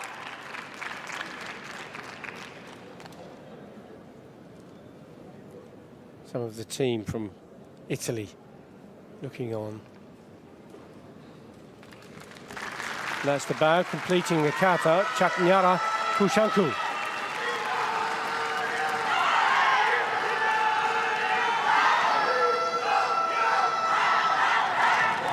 A strong support We've mentioned this during the other divisions, but para karate is an integral part of the World Championships for able-bodied karate as well, isn't it? Not too many sports do that. No, so this is a rarity and very big advantage of WKF movement in the future evaluation for the Paralympic Games.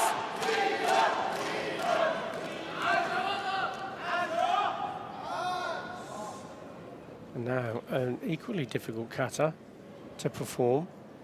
This is Gankaku.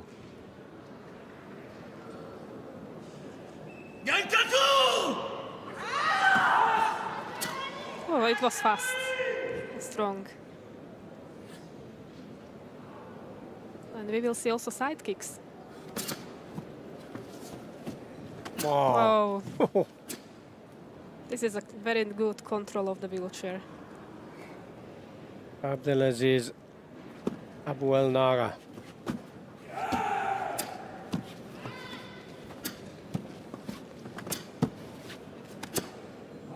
Wow.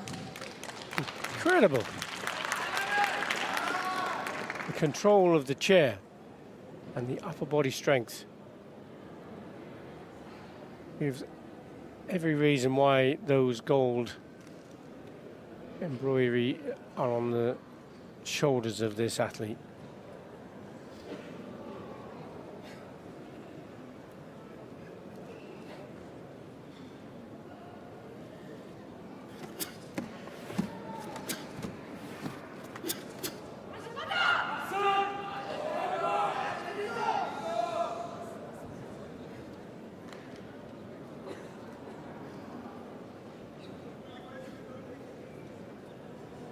The first side kick. I think without hands, look. With or without.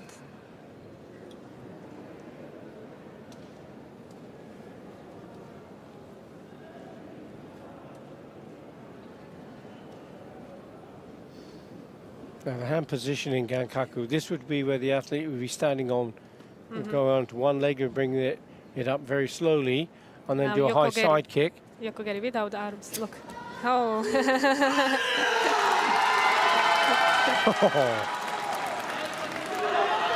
Four of those, and how he's going to do the turn, we'll have to wait and see. But this is where the hand position comes across, and then it would be drawing the leg in, ready to do the high side kick. Wow. And the Urakan Uchida back fist strike. But he's achieved that. Just think how to do that.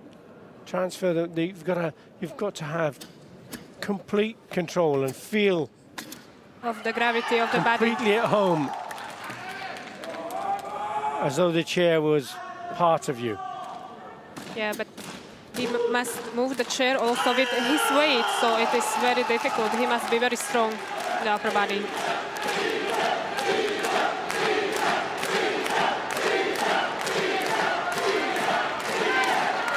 But we have that 0.3 weighting that you talked of, the additional points for Italy. No, and the judges don't know anything about that, do they? No, they don't know.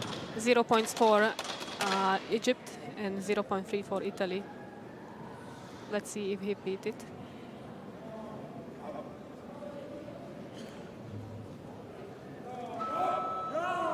So they're the scores that are put in. He'll leave the tatami, get into position to await the decision of the judge.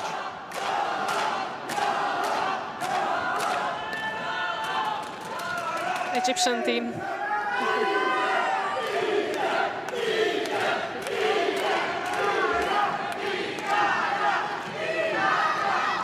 Referee Mia Tran from Australia makes the award, and it's going to a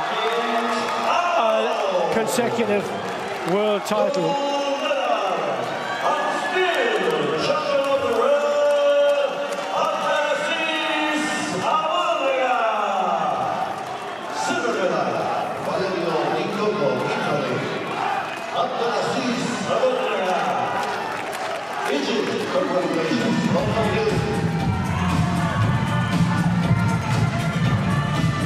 Wow, very, very impressive. from both of the athletes. But the control that Abdelaziz Abdelnaga had of that chair was incredible, wasn't it? Like a part of his body. It was.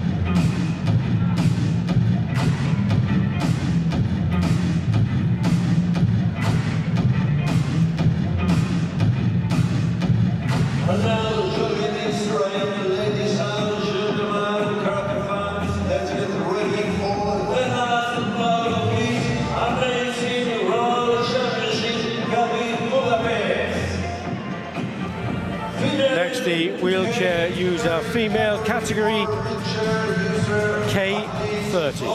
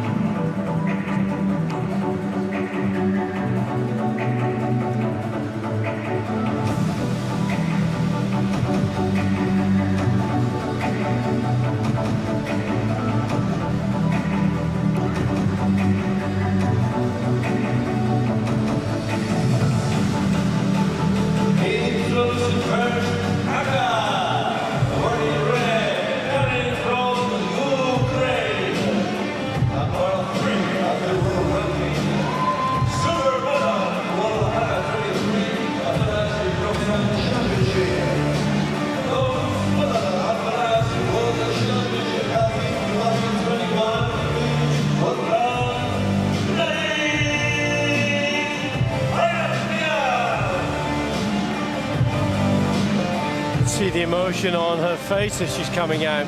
Yeah. Huge moment.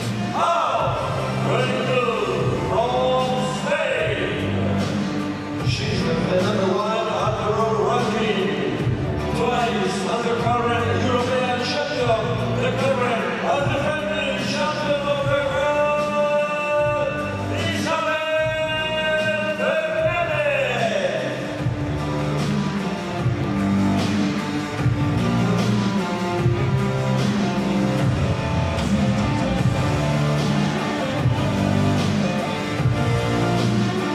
Isabel Fernandez. Isabel Fernandez Jimenez of Spain, wearing the gold embroidery on her shoulders.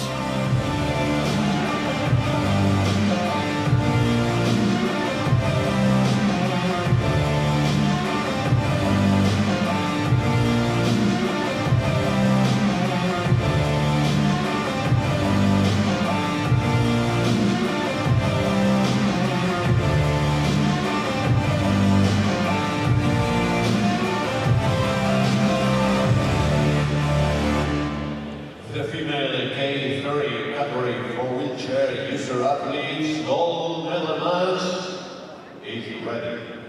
Kata, the musical show, Al Sunshine. So we've arrived. This is the last bout, the last event of the 2026 Karate Senior World Championships in Budapest, Hungary. The wheelchair female K30 para karate division.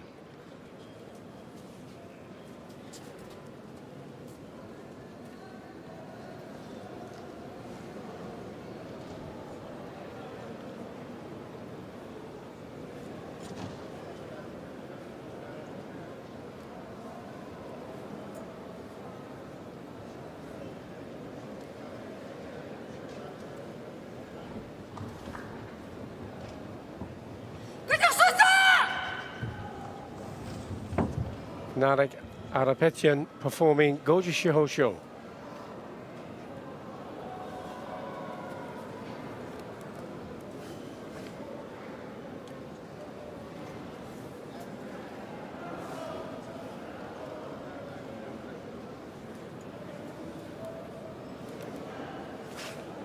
Can you tell us about this athlete, Tashana? She's third in the world ranking. She got a bronze medal in Dubai during the last championships, and she was second in Guadalajara this year. So we have the same match as in Guadalajara. A rematch. Yes.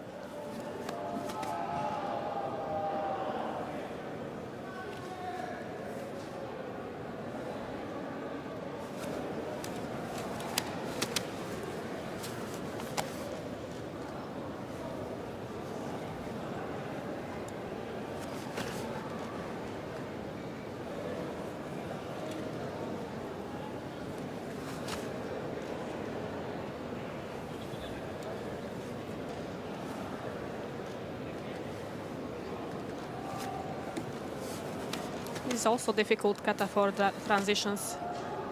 As you can see, normal Goju Shihosho, your rotations are more than 180 degrees. And she's doing it in one piece. If the athlete is less strong, he must do it in two pieces. So one move, stop the wheelchair, do the technique. Mm-hmm.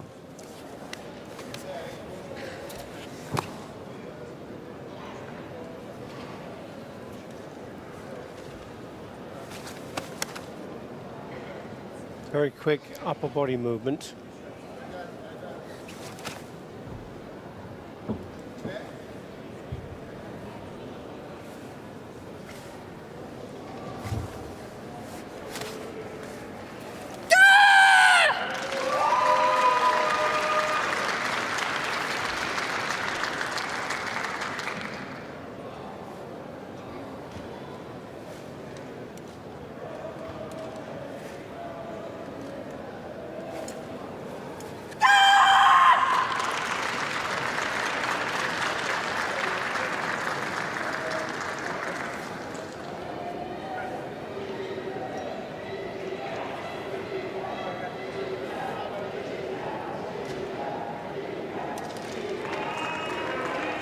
Now, just the scores to be put in. Very strong effort. Maybe you think that it is easy to move the wheelchair like this, but you can see that she is breathing very hard because she has to move the wheelchair with the whole body weight. Yes, exactly.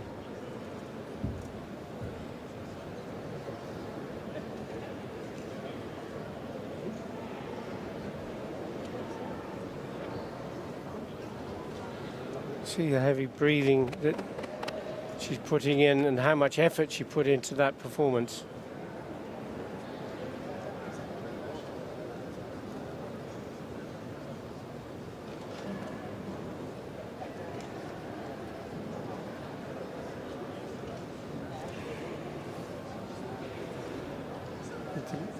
And the athlete is going to leave the tatami.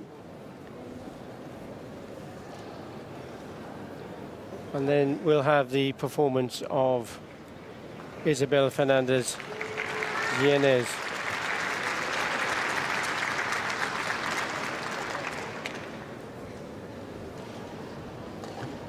Jimenez.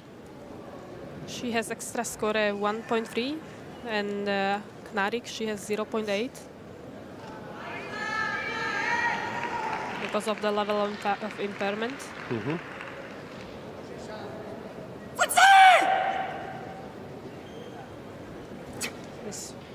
Very good focus. Sansei is the kata that she's chosen.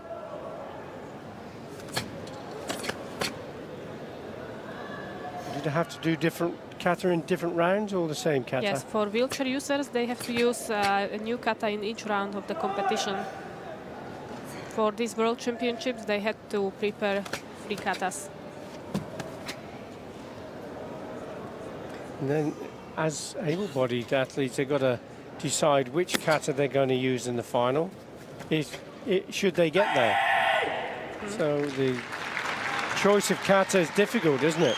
Yeah, it is, because the concurrention is really high. You can see that the performance is unbelievable. So to beat all the girls in the pool, it's very difficult. We have more and more athletes, and you have to be first, second, third, or fourth in the pool. So sometimes you have to choose the best kata in the first round. Yeah, absolutely. You've got to get out of the pool and into the brackets, the eliminations, ready for the potential medal bouts.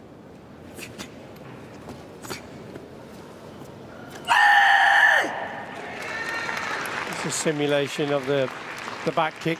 Yes. In Sansei. So this is not prescribed. This is the way how she performed and how they decided with the coach to simulate the lower extremities techniques. Yes, of course.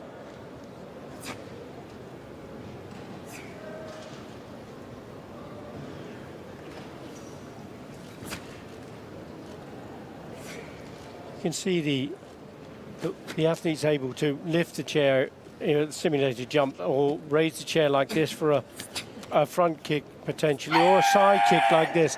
But how would you do a back kick? How could you do that? So putting the arm out in that fashion is... Yeah, I was trying it. I can perform maigiri, a side kick, but not as high as they can do it. But I'm not the daily user of the wheelchair. Sure. I was learning this for the demonstration for the referees. And I'm able-bodied, so...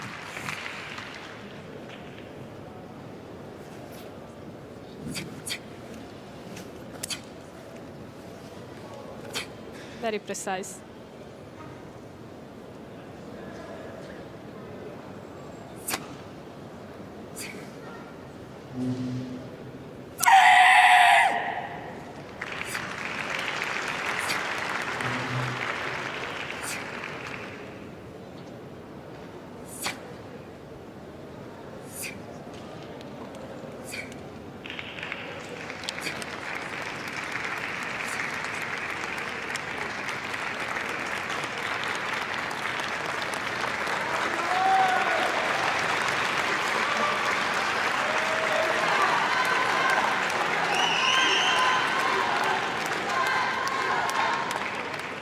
Solid performance. Very. So as with other kata that we've seen in these World Championships, if you're watching, you make your decisions. Would you go for red or blue? Will the current world champion defend her title and take a World Championship crown for a second time? Yes, she does.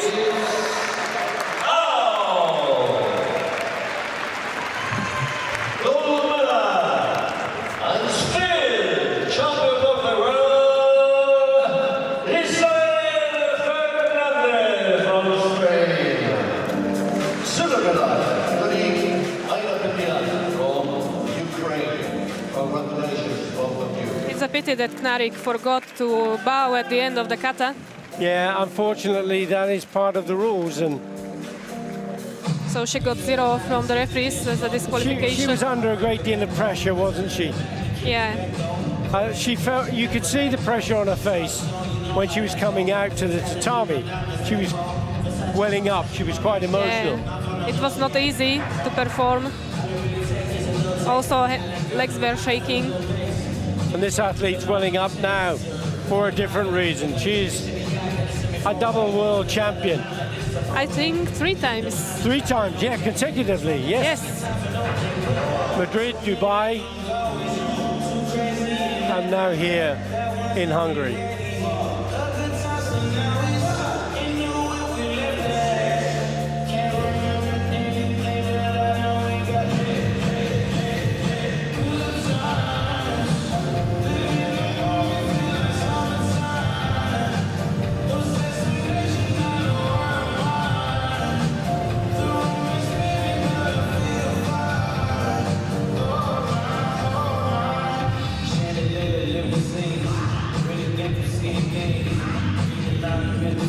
Yeah, no hands lifting the chair to the side like that.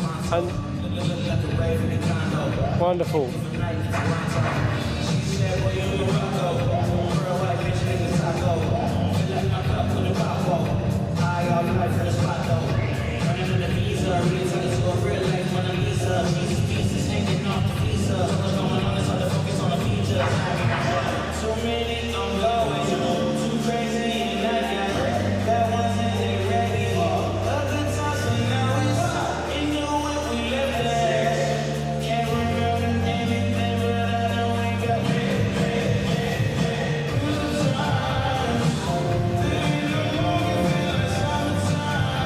Right, Shana, we've come to the end of a fantastic, fabulous World Championships. Had incredible eliminations during the pools and the round robin. We've had sensational medal bouts in Kumite and Kata, both able-bodied and para-karate. We've got the medal ceremony to look forward to still, but how much have you enjoyed being part of this? So much. It's amazing to be a part of this big event and to see all the stars of the karate world. It's like a Christmas for a karateka, you know. Yeah, exactly. Very special time. Historic championships here in Budapest, Hungary, because after 53 years of the same format, starting in 1970, the World Championships is changing. Moving forward from 2024, it will be a World Team Championships in 2024, and the individuals will move to 2025 in Cairo, Egypt. Next year in Pamplona, in Spain, will be a new dawn of a new format for the World Championships. All of the teams will have won medals, will qualify for those championships. Only the gold medalists who've won here in Budapest will qualify automatically for the individual World Championships in 2025. We've had 1,147 athletes over the last 5 days competing, 6 days competing. We've had 103 countries across 5 continents. It's been absolutely huge, hasn't it? But that format will change. Qualification will be the only way to make it to the World Championships, and that's going to be a massive challenge. Karate One Premier League, the Karate One A Series will be a key to the ranking system that will help the athletes get there. Same principles for the para-karate, but that's going to be part of the individual events moving forward, isn't it?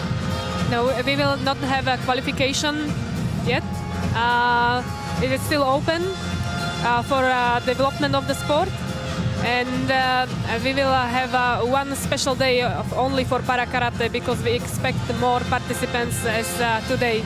So I'm very happy that we have more time, and maybe we will open the new categories we described before. Excellent. So it's exciting times ahead for the sport of karate and para-karate.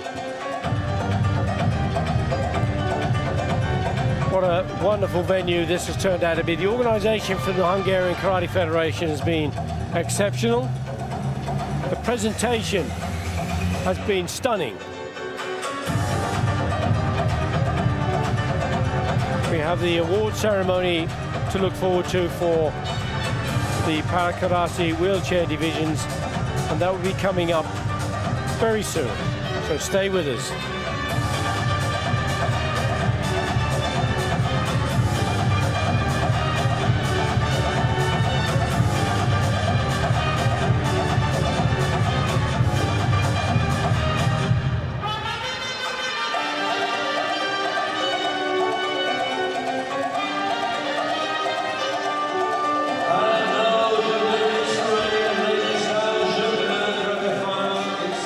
For our two last medal ceremonies. to our podium, male category K30 for wheelchair user athletes.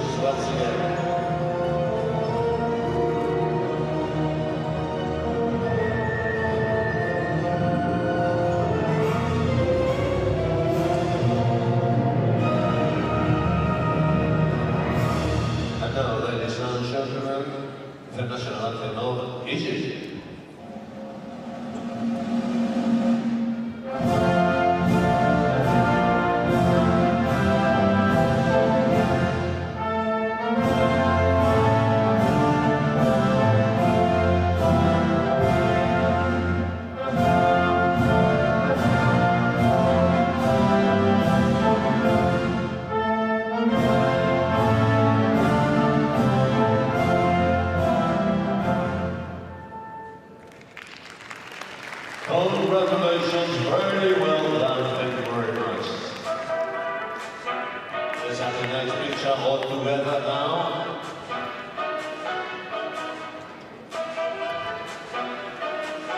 Here we have our 4 medalists.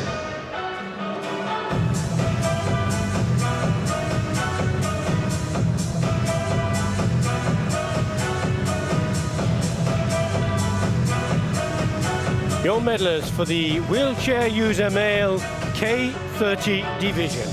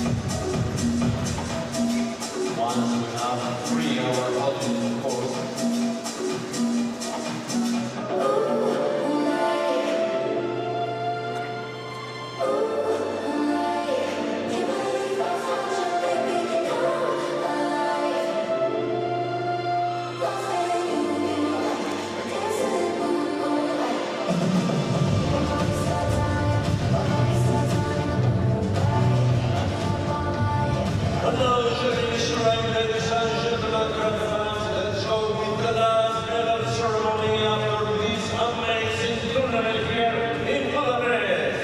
Female category K34 wheelchair user athletes, please welcome all of you.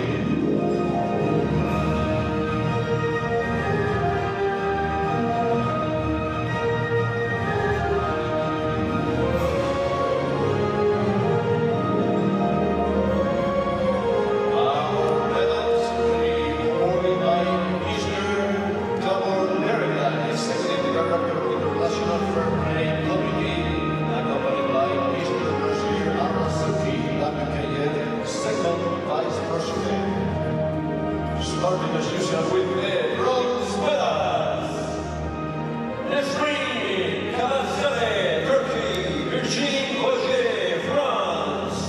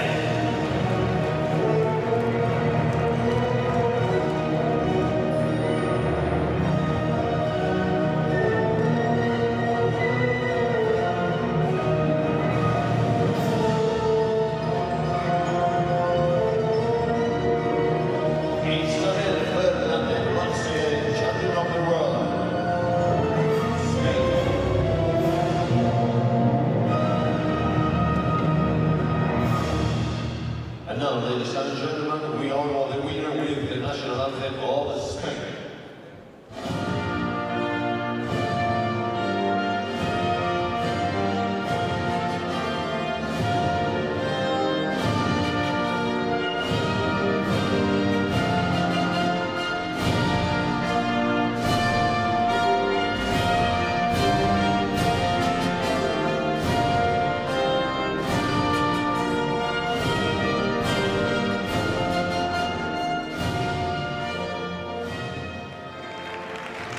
Congratulations all of you, very well done. So let's have a couple of lovely shots together.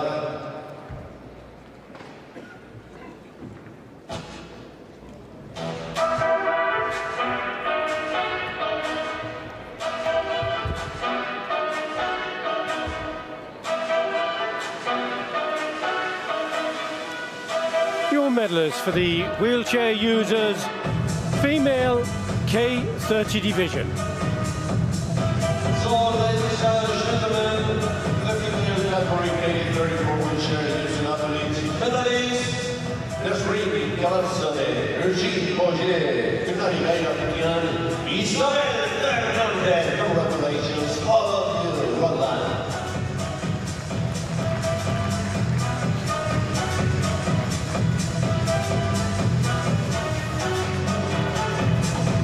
Hey, thank you so much for watching. I'd like to say a big thank you to our co-commentators Vicky Panaceno, Antonio Diaz. We also like to say thank you to Dominic Sigilo, Cameron Madani, Davide Banatello, Amy Connell and Deshana Augustovicheva. I'm Billy Brennan, and until next time we leave you with the top 5 and to thank you for watching and goodbye. Goodbye.